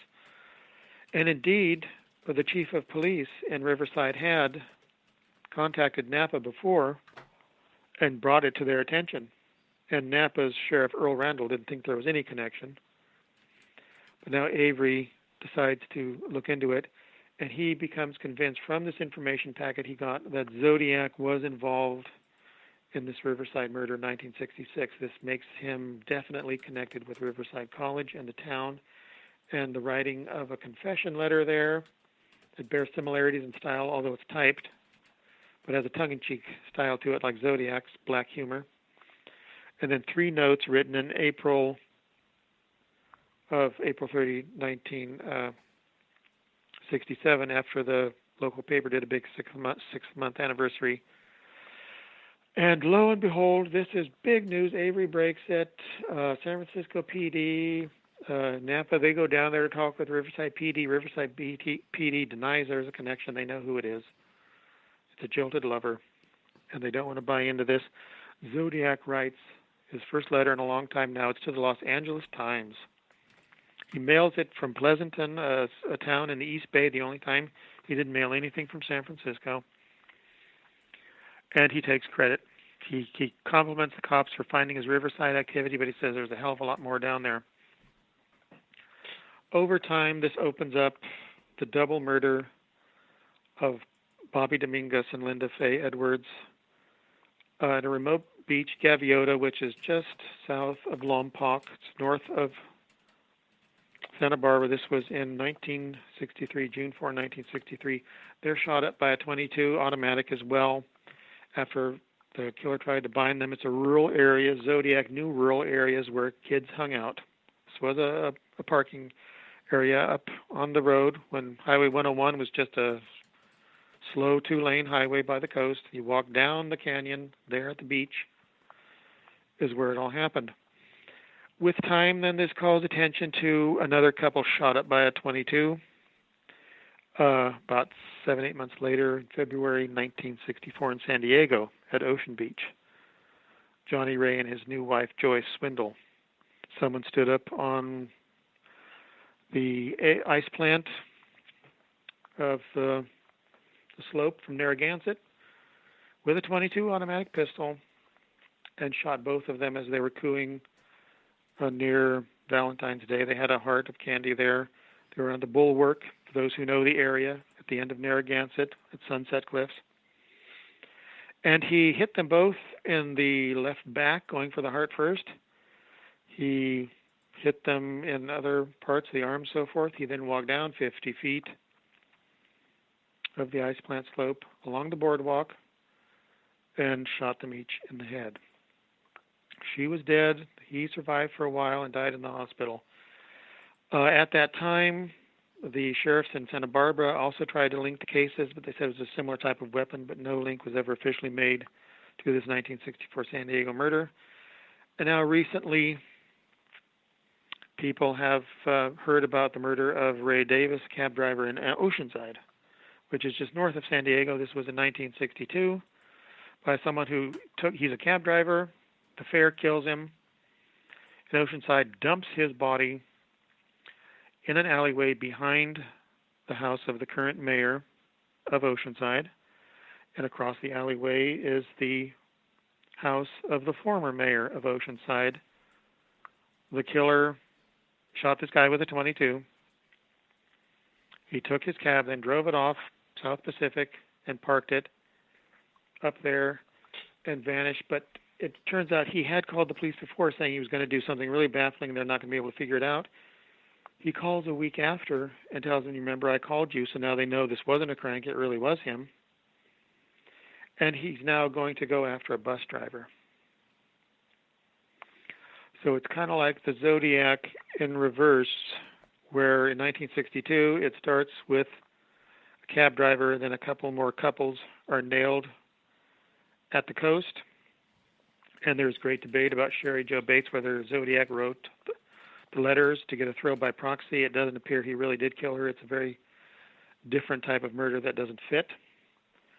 In any case, all this has been opened up to this day and overlaid upon the foundation of the known Zodiac crimes in the Bay Area starting in 1968 and the letters he wrote until January 1974 when he wrote his last letter as the Zodiac, saying, quoting from the Mikado about the suicide's grave, and it's from a song that Coco sings to Katisha in this Gilbert and Sullivan operetta.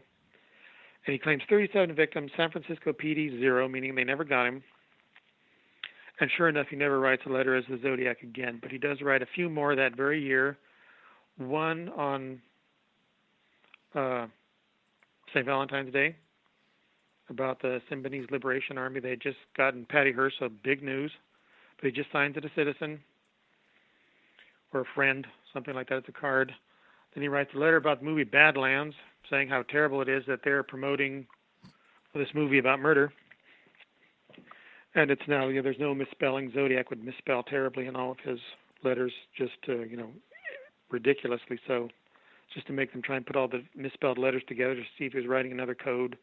It was all a brain game. And then, I guess it's July 1974, he writes a rant against the Count Marco column.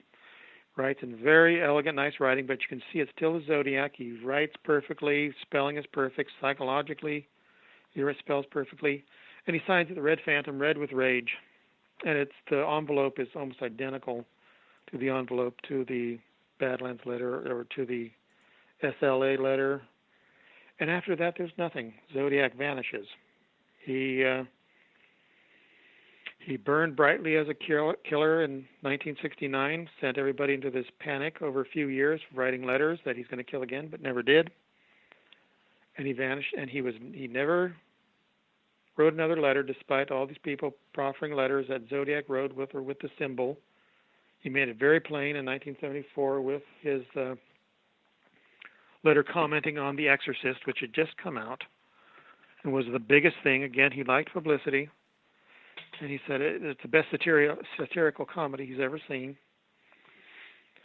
And he never wrote again as the Zodiac, and it was over in 1974.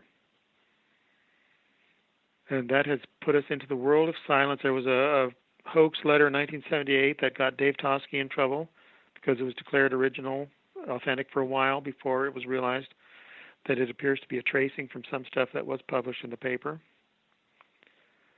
And then Robert Graysmith wrote his book Zodiac, starting in 1976, and introduced us to a few very well-known names for those who follow it, like Rick Marshall, who was a movie projectionist, and he was considered suspect by someone who turned him in back in 1976. And Zodiac in his cipher said, man, it's the most dangerous animal of all. The most dangerous game was an old movie and book about a mad Count Zarhoff who hunted people on an island, shipwrecked people on an island, because man was the most dangerous game of all. So he was suspected because he did old movies, but he was a guy middle-aged, really fat middle-aged, sounded more like W.C. Fields. And we all heard of Lee Allen, who lived in Vallejo and was a pedophile and turned in by a sister-in-law. And with the publishing of his book in 1986, it was an enormous bestseller, and this really gave us the legend of Dee Farron and New Zodiac, and that she was the center of it all, and he was her stalker. Then others realized that the stalker was actually Bill Grant, and they believed he was responsible. And then there was a book written just before or after Grant died by a California Highway Patrolman that said he was the Zodiac. Someone else has claimed it's his father, Earl Van Best, or something is the name. And others have claimed there was the big deal about the Mensa member, who said it was this professor back east. Others have said it was Kaczynski. And they're looking at San Francisco's composite done by those kids that saw this guy at an angle and said he's about 150, 170 pounds, and we're looking at this skinny mongoose-looking figure wearing glasses, and this is what became so famous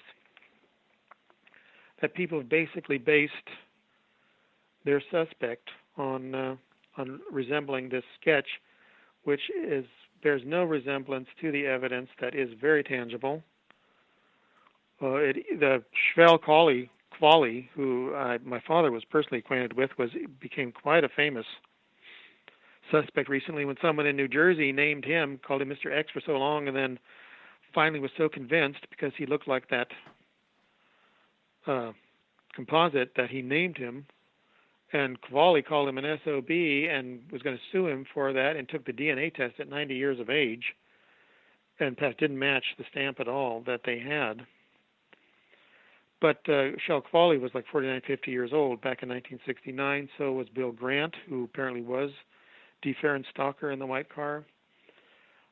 These guys could not possibly have been Zodiac. He was a young guy with a young voice.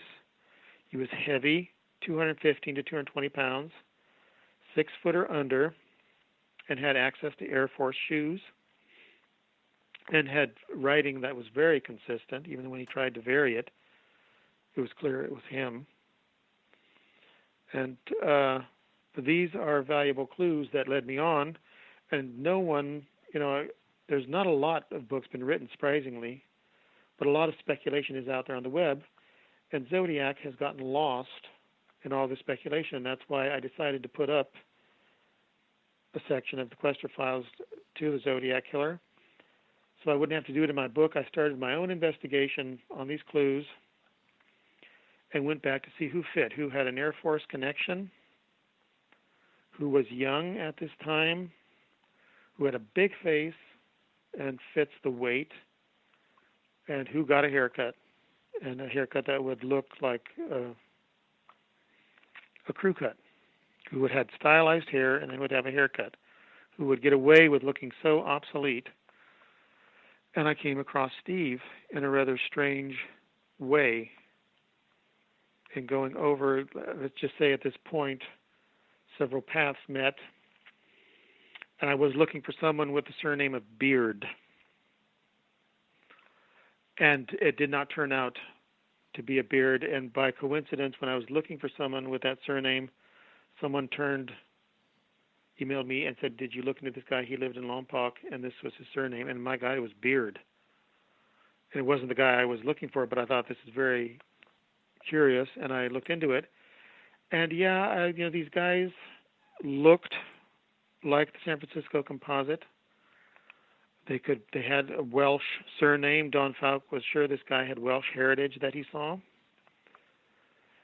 But as I investigated more, I realized that Zodiac was this heavy-set guy with full hair. He was not bald like Lee Allen.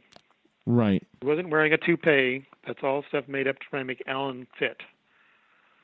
And he had brown hair, according to Cecilia Shepard and Brian Hartnell. They could see some of it greasy hanging down by glasses under his hood.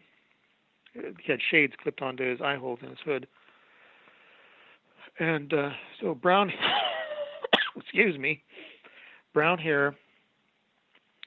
And I was working on Steve at the same time, too, and began to gravitate toward him because of his weight. He came from Kansas.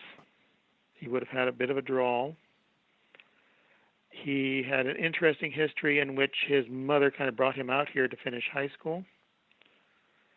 He went into the Air Force. He got a college degree in psychology, but really didn't go anywhere with it. He went into the Air Force instead, and he was stationed in Texas the whole time except for a short trip overseas to a rather restricted air base. In Texas, he was at Lackland Air Force Base, where they all have to be trained. They all wear wing walkers. That's standard issue. He was transferred to Amarillo Air Force Base. So he would have picked up the Texas. It was believed when Zodiac used the term, please fiddle and fart around, that was a Texas expression around that area. So if that is true, he certainly had access to it. He had access to wing walkers. He looked like some of the composites. I had to wait a while and finally get his stats, and he was 215 pounds, brown hair, blue eyes, and he was exact right height, 5'11". And so that kept me going. And it took a long time through a lot of channels to get more and more military records. Under my media coverage, I could only get the basic things years ago in 2013, I believe. And they gave me this lousy little Xerox of his induction photo and a few pieces of paper where he was stationed and so forth, and that didn't do much at all. I wanted printing. Years later, I approached them again and said what I suspected him of. Well, that that got me a couple extra pages, but boy, they gave me nice photographs and an extra one as well in his full uniform, 1966 date on it when he was made a lieutenant. And it, this was the oldest I'd seen him now, and it was to look at Zodiac with his stylized hair, but cut short, and it looked like a crew cut. If you look straight at him, you couldn't see the part because he parted it low. So he looked like a crew cut even when he didn't have one. And then even longer than that, I finally got a lot more records. And because I thought, this is still, I have the guy that has the right size, the face, the background in the Air Force, the drawl that Hartnell heard, some kind of Midwest drawl, a cadence, actually, he said. And I finally got more records and found out that Steve, I began to find out his background, what his birth was, that it was, shall we say, the wrong side of the sheets, and what his mother was like. She eloped. She had him by the doctor's son, who was not a fancy that was going to make a good marriage, but she gave him his biological father's surname. She got back, after a bomber pilot got back from World War II. Okay. Go ahead. After a man came back from World War II, she married him. He adopted Steve, gave him his surname. He went into school and designed aircraft and would later work for Boeing, Beechcraft, all that. And avionics is one of those rare professions that has to know what a radian is, what Zodiac talked about, radians. And these are all nice little clues, but still it wasn't evidence yet. And I continued to look into the mother's background. It was very interesting. She wouldn't have any more kids. And so what the home life was like, I really don't know. The stepfather was very retiring. But then she did not like life in Kansas. She wanted to live a more exotic life of a beautician. Right. And she runs off with the stepdad's friend in a secret marriage. And I found it by accident, this wedding they had in Missouri. He drops dead soon thereafter. Gian, on that note, I'm going to get you to hold on as Hour 3 of Learning About the Zodiac Killer with author Gian Quasar continues right here on Spaced Out Radio. Stay tuned.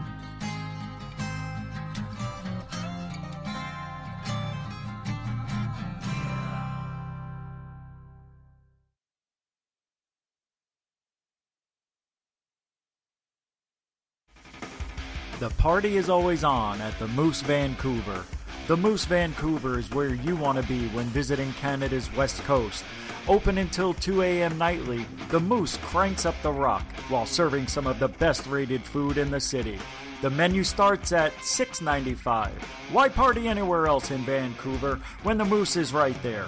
Get your horns up and rock with the Moose, the official party bar of Spaced Out Radio. We're taking Sunday nights out of this world on Spaced Out Radio. This is Michael W. Hall, also known as the Paranormal Lawyer. Together, we're going to go on an exciting journey into the unknown. I'm going to bring you some of the best interviews in the paranormal and supernatural to start your new week off on a freaky note. So tune in to Spaced Out Sundays with me, Michael W. Hall, only on spacedoutradio.com. So, you love talk radio? Then you'll love TalkStreamLive.com. TalkStream Live is always on, 24/7, with the best streaming talk shows. Find your favorite talkers and discover some new ones. It's free, readily available online or on mobile with any smartphone or tablet. Finding your favorite talk shows all in one place has gotten a whole lot easier. Just go to TalkStreamLive.com. Be sure to download the free apps from Google Play or the iTunes App Store. Hey, space travelers, this is John Resig, founder of the Chive and Chive Charities. If you know anything about our website, you know we like to do things a little differently.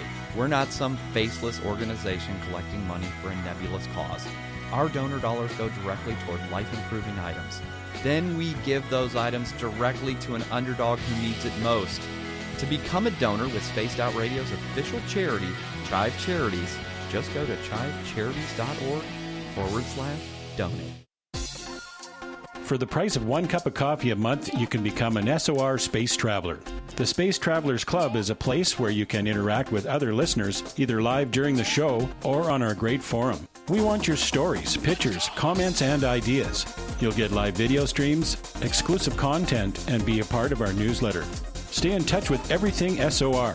The Space Travelers Club is just $5 a month at spacedoutradio.com.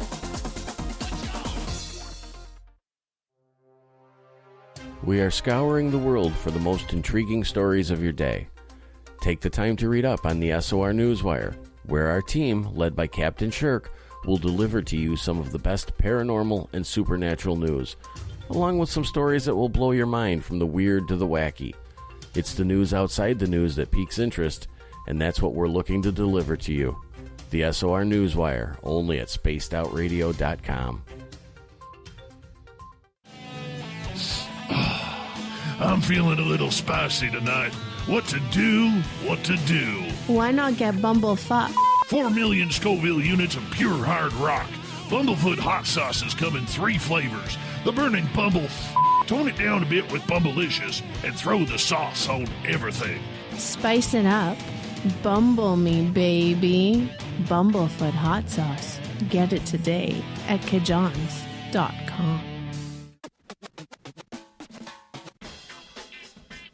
The SOR Vault is open for business, and do we have some cool swag for you to pick up?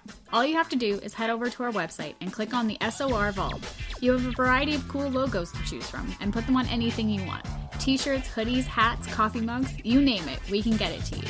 So do your shopping by supporting the story you love. Get your Spaced Out Radio swag at the SOR Vault today.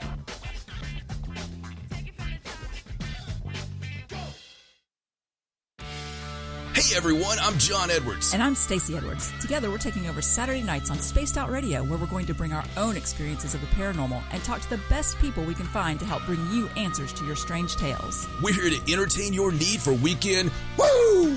So tune us in at spacedoutradio.com starting at 9:06 Pacific, 12:06 a.m. Eastern, where we can all get a little spooky together. Spaced Out Saturday nights right here at spacedoutradio.com.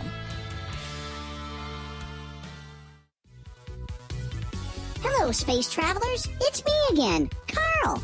Don't forget to join the Space Travelers Club for just $5 a month and follow Spaced Out Radio on Twitter at Spaced Out Radio. Our Instagram, Dave Scott SOR. Our Facebook page is Spaced Out Radio Show. Our archives are free at youtube.com/Spaced Out Radio. Come woo it up with Spaced Out Radio today. Bye! Hello, this is your guitar man, Ron Bumblefoot Thor, and I have to tell you, I love the response I get for Little Brother is Watching from Spaced Out Radio fans. It's amazing how music can inspire and make people think deeper about what's going on in the supernatural world. You can head over to my website, bumblefoot.com, to check out my music, my guitar workshops, my touring, even check out some of the hot sauces that I'm working on. And make sure you keep on listening, because with Spaced Out Radio, you know Little Brother is watching. Hello everyone, this is Ryan Stacy from the Experiencer Support Association, otherwise known as TESSA. We're glad to team up with Spaced Out Radio to help investigate your experiences on the SOR Sightlines Report. Together, we'll investigate the strange sightings and occurrences you've had. We're looking for answers just like you. So fill out a Sightlines Report on the Spaced Out Radio website and let's figure out what's going on together.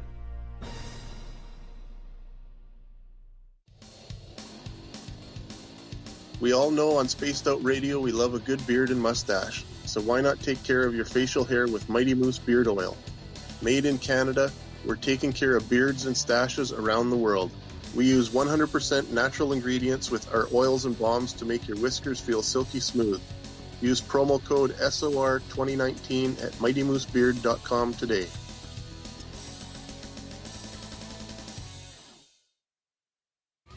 We're adding to the entertainment online for Spaced Out Radio. I'm Amber Beckard, and I want to invite you to subscribe to our YouTube channel and check out Cryptid Tales, where I will take you on a journey into some of the strangest legends and lore from around the world, relaying the stories to you of the strange creatures and experiences that people have had throughout time.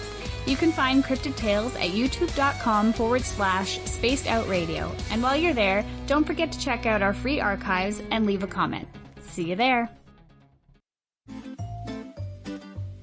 Looking for creative ways to get your company out in the public? How about advertising on Spaced Out Radio? Our sales department is waiting to hear from you, and we can work around any budget. From commercial spots to banners to special promotions, there are many opportunities to get your name and product out to our SOR listeners. For a price guide and more information, please contact us at sales@spacedoutradio.com. Would you like to connect with us?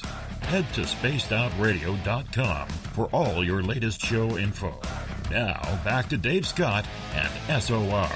Third and final hour is underway tonight on Spaced Out Radio. I am your host, Dave Scott. Thank you so much for joining us. We want to give a shout-out to Kevin and Kevin's Beard down in Texas, all locked down, hanging out, listening with his daughter, Sage. Thank you so much for tuning in. Good to have you back in the chat rooms, Kevin and Kevin's Beard, two separate entities. We want to give a shout-out to everybody listening in on our terrestrial affiliates and on our digital side on Revolution Radio. Remember, you can check out all of our archives for free at youtube.com/Spaced Out Radio. Just do me the favor, hit that subscribe button. The Desert Clam has set the password for tonight in the SOR Space Travelers Club. Jubilarian. Jubilarian is your password. Use it wisely, Space Travelers, as the Clam sets the password each and every night right here on Spaced Out Radio. Our website is spacedoutradio.com. We got a plethora of features for you, including rocking out to Bumblefoot and doing a little shopping at the SOR Vault. Don't forget Captain Shirk's SOR Newswire coming up as well. Tonight we are talking with author Gian Quasar. We have been learning all night long about the history of the Zodiac Killer and who he believes actually did it. It's a deceased man named Steve. He's written all about it. Gian, welcome back to the show. Better let everybody know where they can pick up your book. Well, it's not out yet. I'm held back because of the delay in investigation. I waited to go forward after turning him in officially, and now I have to make that choice to go forward with a fistful of attorneys, since there is family, and no one's going to like their relative being accused of this, and then all this information out there.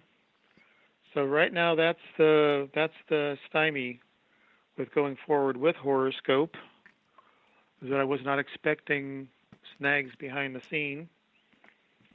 It's easier when you're writing just an accusing tome against, some dead relative of yours, but that's not what I do. I don't have that luxury.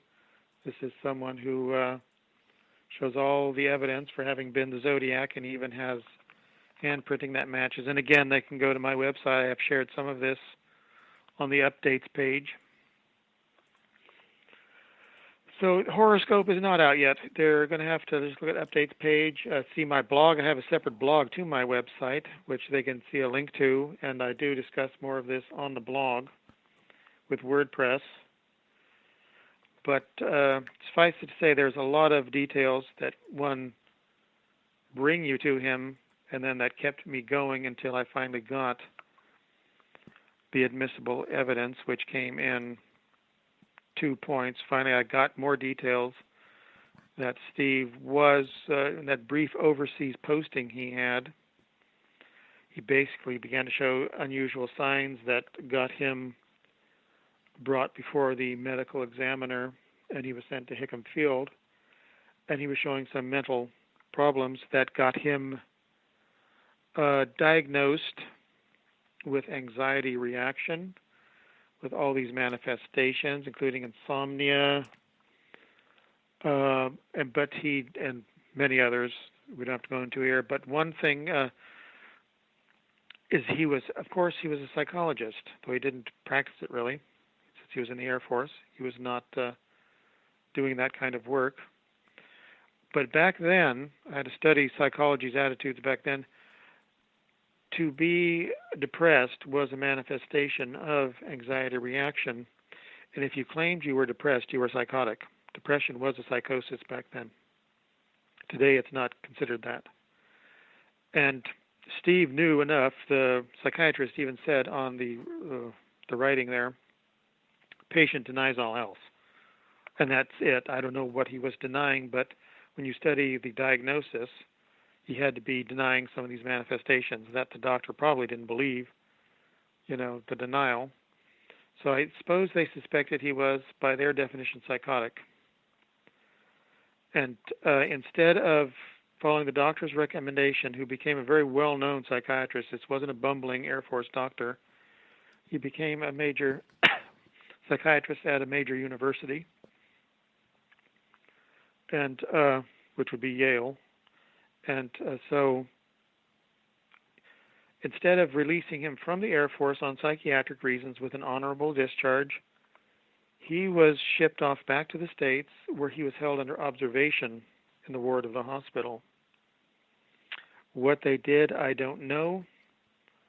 Why, as I speculated behind the scenes during the commercial, this was the 1960s. They were up to some very interesting theories back then. Here they had a subject for free, and I don't know what they put him through for 4 months before they let him out.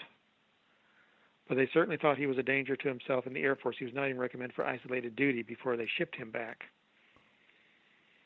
So how anti-establishment would this have made Steve? Here he's got a mother with a very unusual background. I can't tell you all the husbands she had. One that could have easily taught him drafting. One that taught him about aircraft design. And then he was in the Air Force. He has everything applies to being Zodiac, except I was missing, one, what's the motive for this glamorous alter ego that he had to create? But in the crimes of the Zodiac, you see he really went after the women the most. He had a mother that really, had a very colorful background, gave him a parentage that was not considered the best at the time. But if that's all, he became a jilted sexual killer or something of women at petting spots, or I suppose is how he was conceived. I don't know. Why the Zodiac? Why the alter ego? Why this grand facade? And so I have to, study more of what could they possibly have been up to with him. He certainly became anti-establishment. The Zodiac's whole purpose was to shake up the establishment. Right. Was to inflict terror in San Francisco. That was his goal. It hadn't worked until he finally killed Stein and then threatened to shoot school children, and that got him everything he wanted, and then he stopped killing. He just kept feeding off of that with more very strategically planned letters to dovetail on any publicity. And here you have this, the first time it's ever done since Jack the Ripper. Jack the Ripper also began to do this when he saw he could upset the system, the delicate social system of 1888. He started doing that. Zodiac seems to be evolving in front of our eyes. He doesn't take credit for killing 2 kids, really shooting the girl to pieces. He takes credit after Blue Rock Springs Park 7 months later, and it goes from there. But he invents this massive terror campaign in print and gets away with it, and then fades into obscurity and had to have been living a very normal citizen's life. And I came across that seemingly normal citizen, and after years tracking him and everything, as people have heard, I finally got military writing. And he slants his writing. He makes the same 2 different kind of S's the Zodiac makes. He makes the same type of letters. You can see how Zodiac was trying to disguise his printing. I got handwriting, and comparing to the Badlands letter, in which Zodiac thought he was disguising who it was. He just signs it a citizen. he makes such a radically different B. People should look at this online for Badlands. It's a handwritten B. It's completely radically different from his normal Zodiac B. He's not disguising his P in the Badlands letter. It's a one-stroke P, like we mostly make, whereas in the Zodiac letters, it's a two-stroke P. And it's comparing all these, which Sherwood Morrill, the handwriting expert, didn't have before him. He was doing this piecemeal. I had all the letters, and then Steve's writing. You can see his handwriting, how he's making letters just like this B, the P's, because it's not being disguised. And then his printing on his own chits. The numbers match. He had great variation in his numbers. He would obviously sit and do things very calmly sometimes, and then write hastily, and it matches both times. And so here I have a guy who's 5'11", has the same weight, has the same type of hair, does need to wear glasses,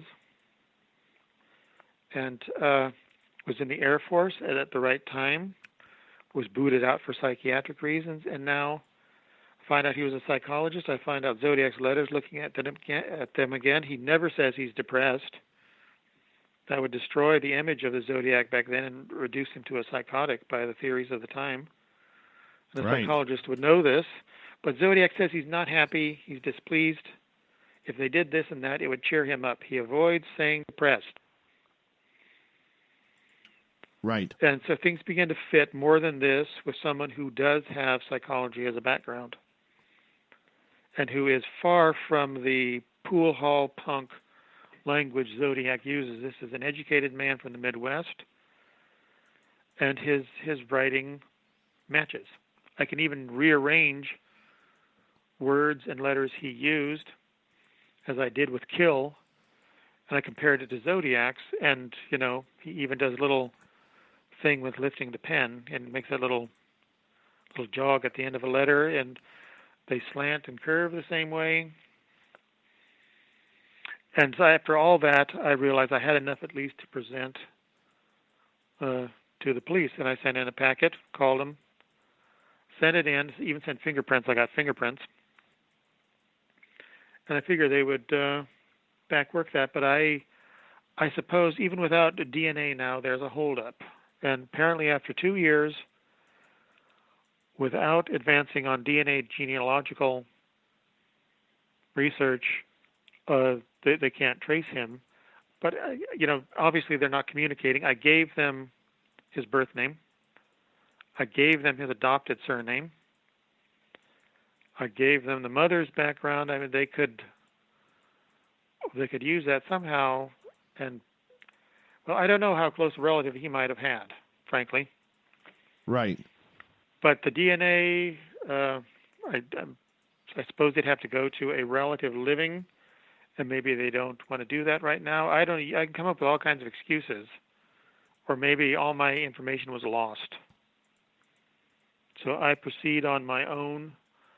I had promised I would do it the way going to the police first, like I did with the East Area Rapists. I got invited in unofficially by the supervisor in one jurisdiction to give all my information on my persons of interest to them, and they would triage them, which they did. They were very fine investigators in Orange County. The lead detective in Sacramento said he would triage and get back to me on suspects. So I was very well treated with the East Area Rapist case because everybody knew of my website. Everybody went to it. I had 1.5 million readers on that alone. And I had said I'd do the same thing with Zodiac. But amazingly, it is not as popular as D'Angelo's case became. It's almost like everybody just sucked into the void of the East Area Rapist, and I just quietly went along behind the scenes with Zodiac investigation. And then after everything calmed down, a year later, I finally get what I've been searching for so long. And now a year later, I have to proceed on my own eventually, and that requires a lot of legal protection. Because, I'm going to show evidence. I'm going to show printing that is, well, people can go look at it on my website. I've shown enough of it. I can link it to the whole body, the whole corpus. I had to examine it all. And most certainly the Badlands letter just pegs it the best. And it convinced me, with everything else that I had, that I found the heavy-set guy. I found his mental problems. I found out where he was going with it all. Something about his mother. I don't go into all the psychobabble stuff, but it does fit his mother's background. And certainly something turned him very anti-establishment. He actually gets a government job soon after he's out where he has to have a gun. I'm trying to figure out how that happened with his discharge, for mental reasons. But I guess they don't look at that. But he did have a government job where he had to pack a gun. He was obviously a sharpshooter in order to be so accurate with his shooting. That is his one medal. In all his time in the Air Force, he had one ribbon, and he was an expert, actually. Sharpshooter is a lower rank. He was an expert with small arms, which means he had to hit the head target 10 times out of I forget how many shots, and the torso out of I don't know how many shots, but he easily passed. And he wore, I have the picture of him, which will be in the book, but his uniform, that's his one ribbon on there, his expert in small arms. There's 3 levels. That would be marksman, which is most any serviceman, sharpshooter, which is the next level, and then expert. That is the highest rate you can go in shooting in the military. Right. And that most certainly was Steve. I got a question about the police. Since you have brought this to them, and this is still technically an ongoing investigation, why has there been, in your opinion, as we got about 5.5 minutes to go with you tonight, so much holdback on the information that you are providing? Oh, they can choose to do that. It's all elective on their part. They are not obliged to get back to me. They're not obliged to get back to anybody. They will probably try and categorize me as a tipster rather than an independent investigator, despite the publicity I do have. They don't have to get back to a tipster about anything. It was over years that on the East Area Rapist case, and all the information and my theorizing and all the investigation I did, showing it in pictures, all the boots on the ground. I was not just someone who was sitting around, writing off the top of his head online. It took that for the supervisor to reach me officially with the district attorney email, and then they would get back to me. So I was then trusted, and then a little while later, Ken Clark, who was the lead detective in Sacramento, wanted to talk to me, and he said he doesn't play the game of getting back to people because you never know what's going to happen. With some of these people go nuts on you when you get rid of their suspect. But he said with me, he would do that, which he did. It was a very open communication, but it's not something they have to do. And the East Area Rapist case really soured a lot of police on working with independent investigators, because there was one who started slandering a district attorney special investigator on Twitter and online who was helping him, and this guy could not handle that his suspect was triaged out. He was not the East Area Rapist. And he insisted that there was corruption and conspiracy, and this district attorney special investigator was going to go to jail for this. And he was saying this investigator's name, he was showing his picture, he was showing his badge, he was showing the email communication. Oh, and this was a man who was a special investigator in Sacramento who did nothing but good for this guy and would actually get back to him on information, which, as I'm pointing out, is a very rare thing. And with Zodiac, the detective has chosen not to do that. He did not even acknowledge my email, and I asked him, at least let me know you got the attachment. So that's the first time I've experienced that. But with the others, I even had FBI answering me, because I would forward persons of interest to the FBI when people would turn them into me.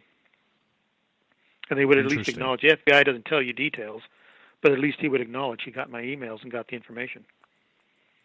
Do you think it's because they are so sick and tired of people trying to solve this case that it is nothing personal comparatively to, Yeah, I don't think it's personal. I think they don't want to get burned by someone else who has publicity.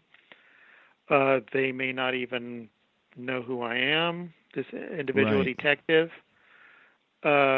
They just may have believed that since one jurisdiction submitted DNA, it's going to go that way. The detective is more interested in getting my name down and everything for his official report to his superior, the sheriff. And so, I did my duty. I gave them 9 pages of all this that they could easily backwork. I gave them the fingerprints, and if they wanted more, he could come to me, and I gave them the contacts in the military and everywhere where they could go get their own copies of everything, so they didn't have to trust me at all, so they could backwork me completely. And I think they just wait on DNA. It's safer. Maybe they can take the credit more instead of, saying someone else did it finally, and we just dotted the I's and crossed the T's. Who knows? I know some detectives that have no pride whatsoever. They don't care who gets the guy. Some do. And since I don't know any of them personally, unlike with the other case, I don't know what plays into it. I may have simply gotten lost in the shuffle, and they're waiting to a formal announcement, and then said, yeah, no, this guy was turned into us a year ago by so forth and so on. We were working on it, so technically this other jurisdiction didn't solve it. He did. He's got the information on the line, a picture of the guy and everything. Who knows what would go on? But the way when the East Area Rapist case was cracked, I was amazed at who was taking credit and getting all this news coverage. I knew they didn't have anything to do with it. But it came down to just a couple of people who finally tracked him in DNA in a genealogical database. But all these different people up the ladder of the monkey saying, oh, well, I ordered someone to do this. So, they got New York Times coverage and all this, but they didn't do squat. Right. Well, John, I got to, at that point of night that it is right now, I got to say goodnight to you and say keep up the fantastic work on this, because you're extremely knowledgeable about this and very, very detail-oriented. And I think you may be onto something. You may have cracked the case, man. People can check it out, what I've presented online, or they can follow me on Twitter or Facebook and keep up to date. Absolutely. Thank you so much for coming on Spaced Out Radio again, and let us know if there's anything interesting that pops up that you need to get back on the air with us. Well, thank you very much. I'll do that. Thank you for having me.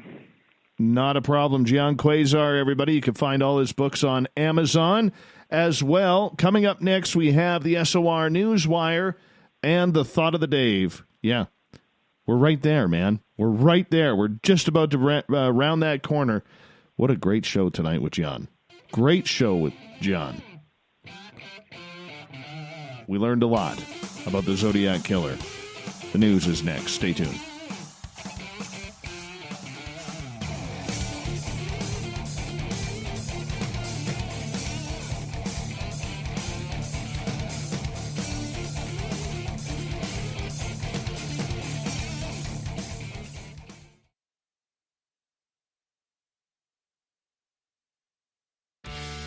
Need that weekend supernatural fix? Look no further than Spaced Out Saturday right here at spacedoutradio.com. I'm Stacey Edwards. And I'm John Edwards. Each Saturday night, Stacey and I are going to bring you the best in paranormal, cryptids, UFOs, you name it, and we're going there. It's all about the experience and to share the knowledge with all of you. So tune us in every Saturday night on Spaced Out Saturdays, starting at 9:06 p.m. Pacific, 12:06 a.m. Eastern, only at spacedoutradio.com. Hi there, this is the paranormal lawyer Michael W. Hall. I'd like to invite you to listen in each Sunday night where we're going to open up your eyes to everything strange and paranormal. I will be hosting some great guests with topics that affect us all, such as UFOs, ghosts, and everything paranormal. Let's learn together on Spaced Out Radio Sunday with myself, Michael W. Hall, the paranormal lawyer at spacedoutradio.com. We all know on Spaced Out Radio we love a good beard and mustache, so why not take care of your facial hair with Mighty Moose Beard Oil? Made in Canada, we're taking care of beards and stashes around the world. We use 100% natural ingredients with our oils and balms to make your whiskers feel silky smooth. Use promo code SOR2019 at mightymoosebeard.com today.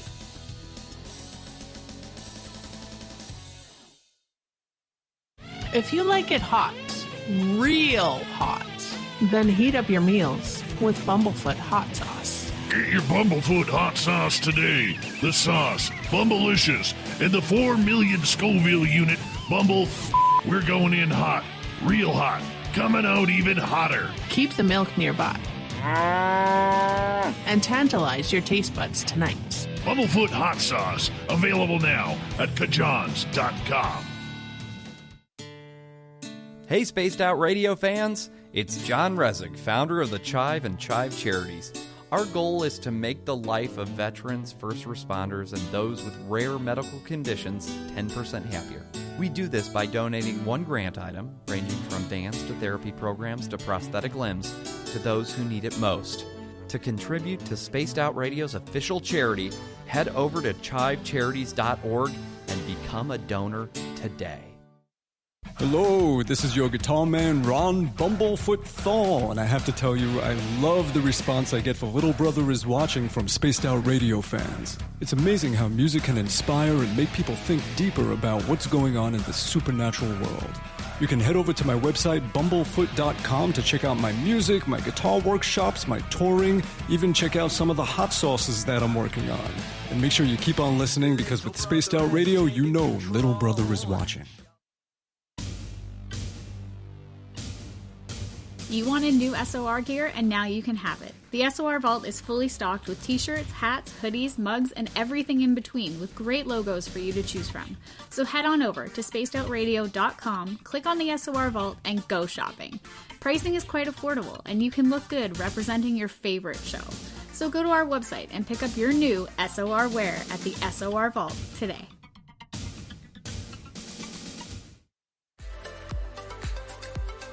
Are you looking for great advertising value for your company? Look no further than Spaced Out Radio. We have a multitude of places to get your name out there, including commercial ads during the show, special promotions, and banners on our website. Our audience is proven to support the companies that support our show. We can make your budget work for you. So for more information, please contact us at sales@spacedoutradio.com.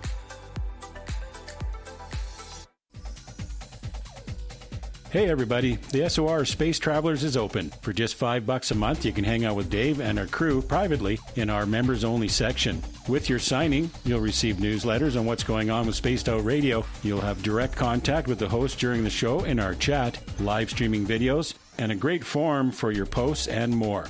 Become a space traveler now at spacedoutradio.com.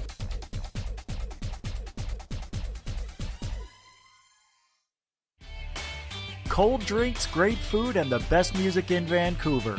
The Moose Vancouver is the place to be, open until 2 a.m. nightly. Everything on the menu starts at just $6.95.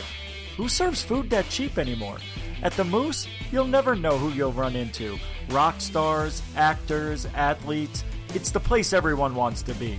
So join us at the Moose Vancouver, the official party bar of Spaced Out Radio. Hello, Space Travelers. It's me again, Carl. Don't forget to join the Space Travelers Club for just $5 a month, and follow Spaced Out Radio on Twitter at Spaced Out Radio. Our Instagram, Dave Scott SOR. Our Facebook page is Spaced Out Radio Show. Our archives are free at youtube.com/Spaced Out Radio. Come woo it up with Spaced Out Radio today. Bye! We're adding to the entertainment online for Spaced Out Radio. I'm Amber Beckrud, and I want to invite you to subscribe to our YouTube channel and check out Cryptid Tales, where I will take you on a journey into some of the strangest legends and lore from around the world, relaying the stories to you of the strange creatures and experiences that people have had throughout time. You can find Cryptid Tales at youtube.com/Spaced Out Radio. And while you're there, don't forget to check out our free archives and leave a comment. See you there. At spacedoutradio.com, we are keeping you up to date on all the news with the SOR Newswire. Captain Shirk leads the team that is bringing you the news of the day and exclusive stories on everything paranormal and supernatural. It's free to read, it's updated daily, and it's right there for you. The SOR Newswire is a one-stop shop for the news of the day. Check it out at spacedoutradio.com today.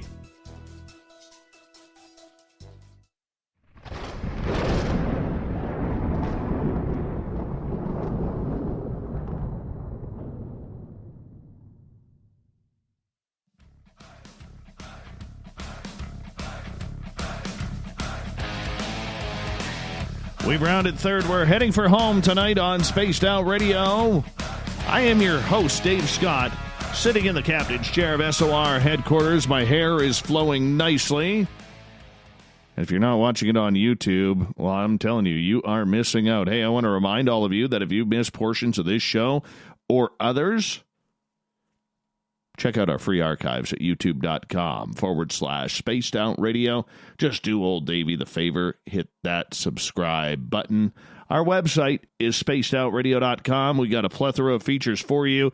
You can get your horns up and rock out to Bumblefoot, do a little shopping. I don't think I'm allowed to say that on the one station because that's advertising for myself. May have to edit that part out. And, of course, you could read up on Captain Shirk's SOR Newswire as well. Speaking of the news, let's get to it, shall we?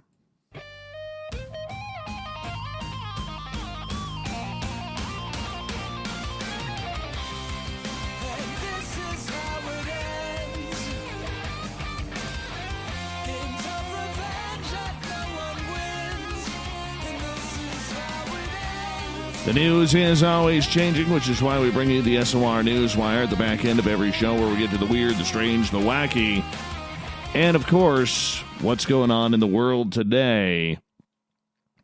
Here's a little bit of a scary one. Doctors across the country in the United States are deciding whether to adopt standard policies for not resuscitating patients with coronavirus in an effort to curb possible virus exposure for medical staff.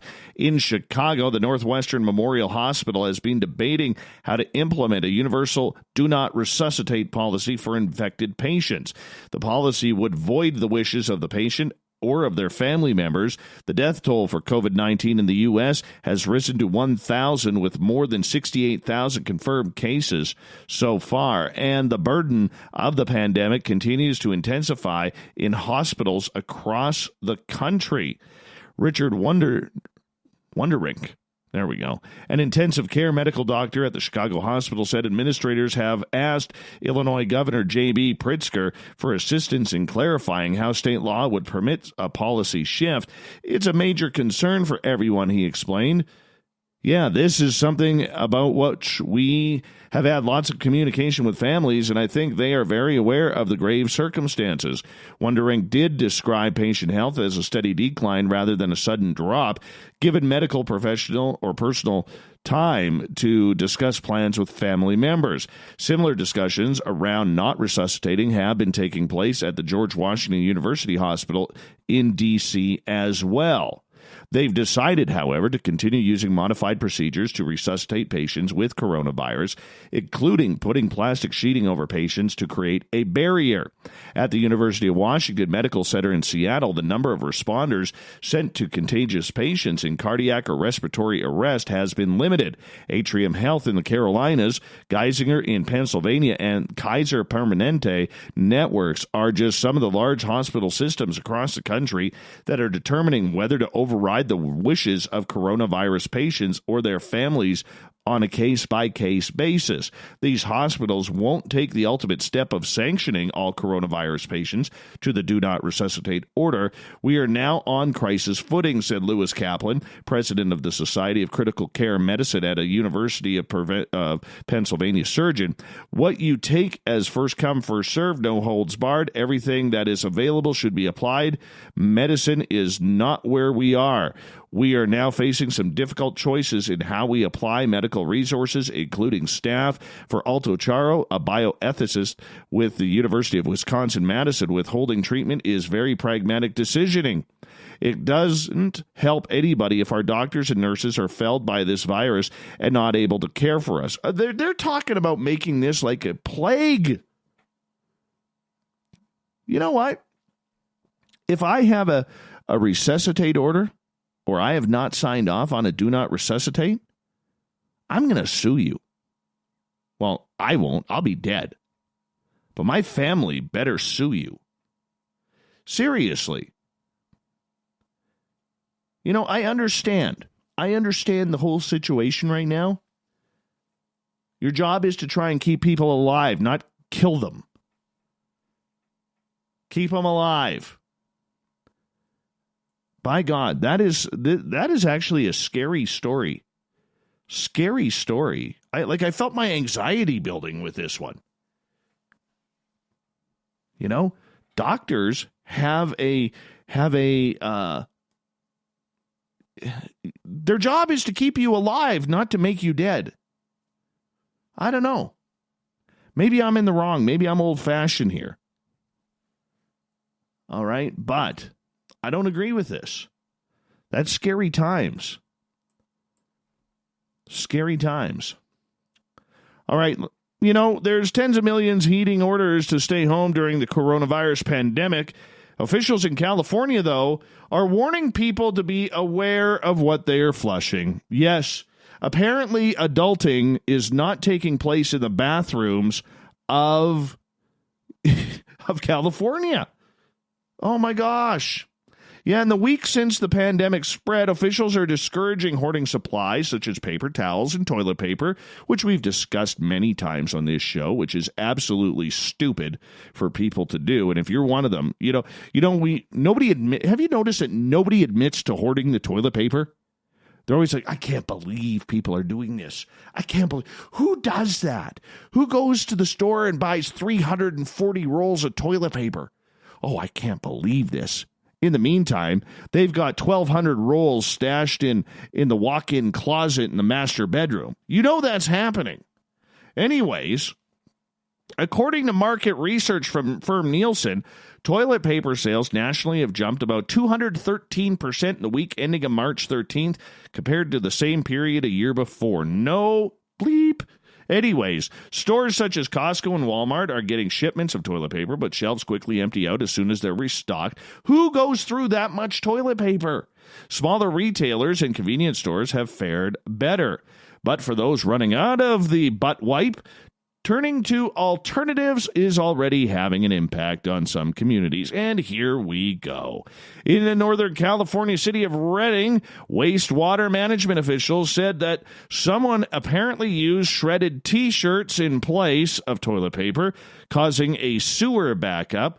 The soiled T-shirts caused pumps in one of the city's sewer lines to clog at a lift station, which could have led to a dangerous spill. Redding officials said the incident showed why it's important to avoid flushing anything other than toilet paper. Clogs in the sewer can cause fecal matter to back up into showers and toilets and sinks, putting the community at large at risk for another health crisis. So once again, you should see this pile of T-shirts. This isn't even one person. Look, if you run out, there's a reason why there is a shower close to the toilet. Because in case there's an accident, you can hop right in. And then you can wash yourself. It's like a stand-up bidet. Right? How old are you to think that you have to tear up a T-shirt in order to cleanse yourself? I don't get people. Like, all of a sudden this thing happens and it sucks that we're all into this. It really does suck. But who turns on the stupid meter for people?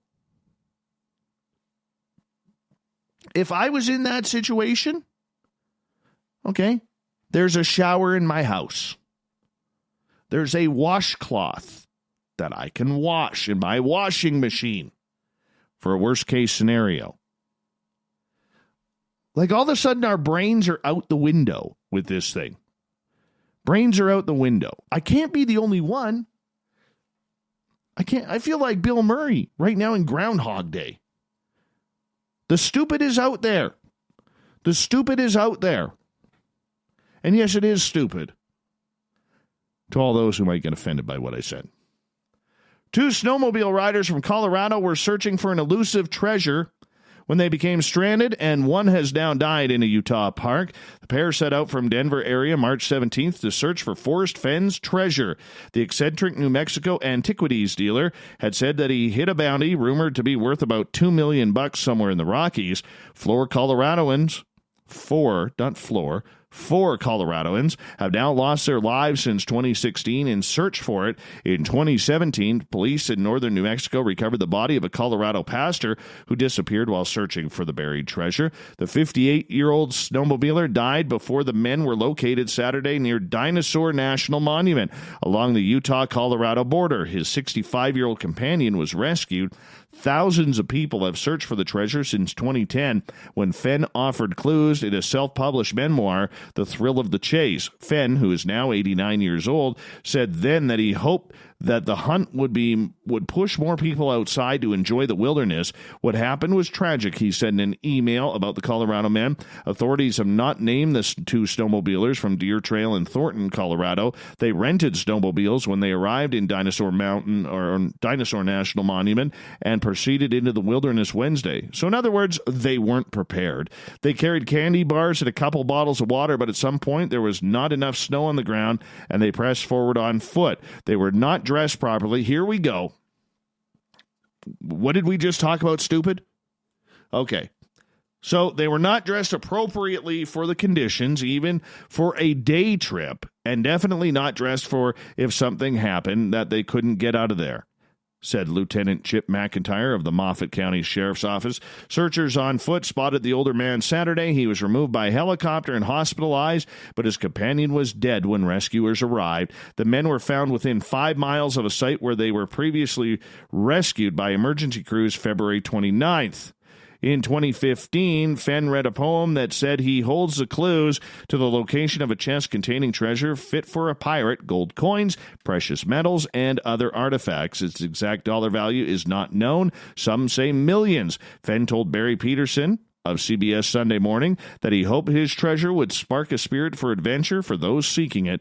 I made it hard to find deliberately, he said. If it was easy, anyone could do it. Teeth just don't chew. Really? The more we find out about these calcified structures in our mouths, the more we discover how the oral environment is linked to our broader health or mental functioning and much more.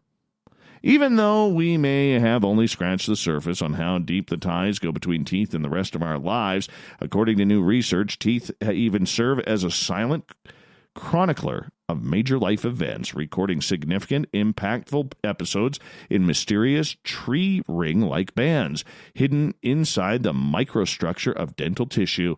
A tooth is not a static or dead portion of the skeleton, explains dental anthropologist Paola Harris Cerrito of New York University. It continuously adjusts and responds to the physiological, hold on, I gotta take my glasses off, processes. In the study, Cerrito and her team analyzed 47 teeth from 15 deceased individuals aged 25 to 69. At the time of their death, this cohort, drawn from a cadaveric collection of Central African Malawians of Bantu origin, was chosen because, in addition to their human remains, records exist of most of these people's life's histories, including aspects of their lifestyle information and medical history. Very interesting. All right, moving on. A survey of stay-at-home workers in the United States suggests 12% of them have kept their cameras switched off during video calls due to a lack of clothing. Mentimeter, an interactive presentation tool, announced it's commissioned a survey of 1,500 people working from home amid the pandemic and found that 12% of the respondents actually admitted to keeping their video cameras off during meetings on Zoom, Skype, or Google Hangouts because they were naked or partially clothed. The company also said 44% of those surveys admitted they dressed in more professional attire specifically for video meetings, while 16% said they had rearranged their homes to look more professional in the background of a video call. A total 11% of respondents reported seeing something that they considered unprofessional in the background of a co-worker's video call. The survey also suggests 56% of the workers feel their opinions are heard less in video calls than during in-person meetings, while 25% believe their contributions aren't being acknowledged as when they are working in an office. And finally, An endurance kayaker is 26 days into her attempt of circumnavigating all 5 Great Lakes, a distance of about 4,200 miles. 52-year-old Tracy Lynn Martin of Kansas City embarked March 1st from Buffalo, New York. It said Wednesday that she was nearing Cleveland's Lake Erie shore. Martin previously attempted the feat in 2017, but was forced to end her attempt due to ice on Lake Ontario after completing only 3 lakes. She finished having paddled for a distance of 3,592 miles, 230 miles short of the Guinness World Record. Martin says she is not attempting to break the record at this time, freeing her from rules that previously barred her from having a backup boat in case her surf ski, a long kayak, was damaged. Keep going. I'm cheering you on. Let's get to it.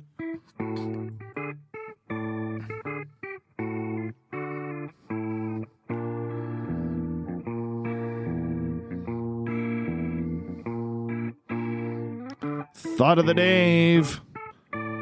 Happens every night at this time, where we ask a question on our Facebook and Twitter pages, then read your responses on the air because we love the audience participation around here. Today's Thought of the Day is as follows, and I'm a little disappointed by you all. Really disappointed. What is your opinion of people who eat traditional breakfast meals for dinner? I hate this. I hate this with a passion. Honestly, how do you do it? Why do you eat breakfast? I now have trust issues with many of you listeners if you eat breakfast for dinner. This is one of my huge pet peeves in life. It really is. I don't know why, but it upsets me. There's no breakfast at dinner. That's why there's breakfast. Breakfast is for the morning, not the afternoon, not dinner especially. Shanna, if time doesn't really exist, does it even matter when to have breakfast? Peculiar Mayhem, what about those of us who eat traditional dinner meals for breakfast, Dave? That's okay. That's what pizza is for. Anthony, I literally just had 3 pancakes for dinner, but I myself am strange and unusual. Audra, just don't eat mine. Joe, they really, really, really slept in. Kim, those are good people. Chris, I like myself just fine. Chestnut, love Brenner. Not me, man. Mike, the kids love it. Breakfast, supper. Linda, nonconformists. Goddess Michelle, I love French toast, but I don't eat breakfast, so I will eat it for dinner or supper. Mostly eat it for supper. Roy, pardon me. Sometimes there is nothing better than some hot pancakes and a fat omelet with all the fixins. For breakfast, Roy. Breakfast. Andrea, me. This is me. Cynthia, I wake up just in time for lunch, and late at night, it's breakfast time. No, breakfast is for the morning. And Cade, breakfast for dinner is one of the best treats you could give yourself during quarantine. No, it is not. That's what dinner is called. You people are wrong. Wrong. I'm not a morning person either. I get up at around 10 o'clock every morning, sometimes 11. I still eat breakfast, then I have a later lunch, and then there's dinner. Kurt, awesome, because my family does it sometimes, bacon and eggs for supper. Wrong! So wrong. Gail, I think they are brilliant people who have the confidence to eat what they want when they want and how they want it. Now, pass the bacon. Well, bacon is the exception to the rule. Sean, I do that a lot. Rob, oh yeah.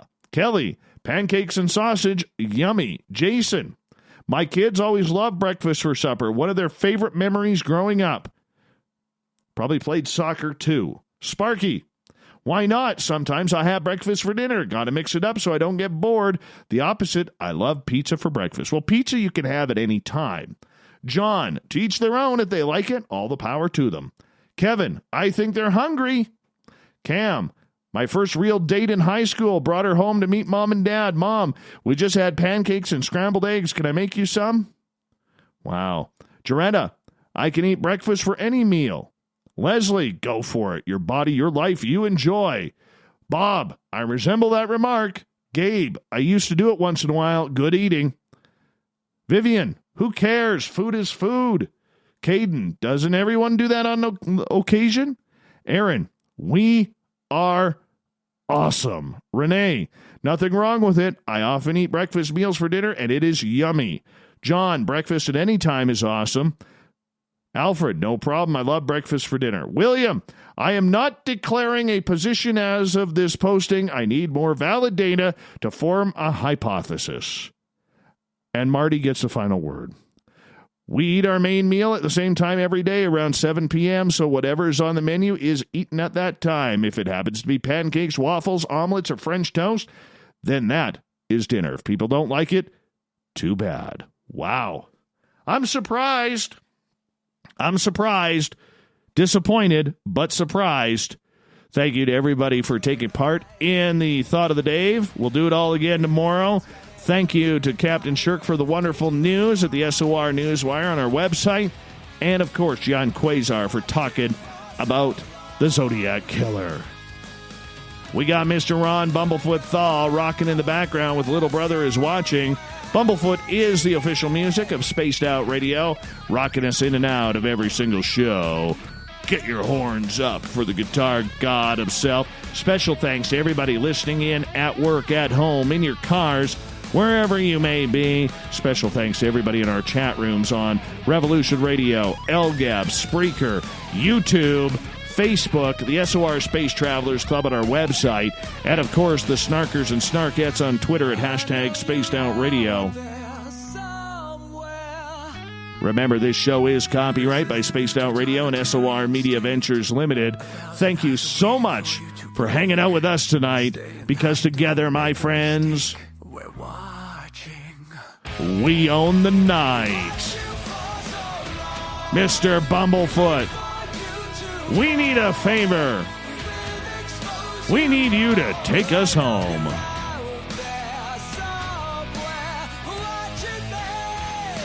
Have a great night, everybody. We get to do it all again tomorrow. I'm thankful for it. We'll see you then. Bye-bye.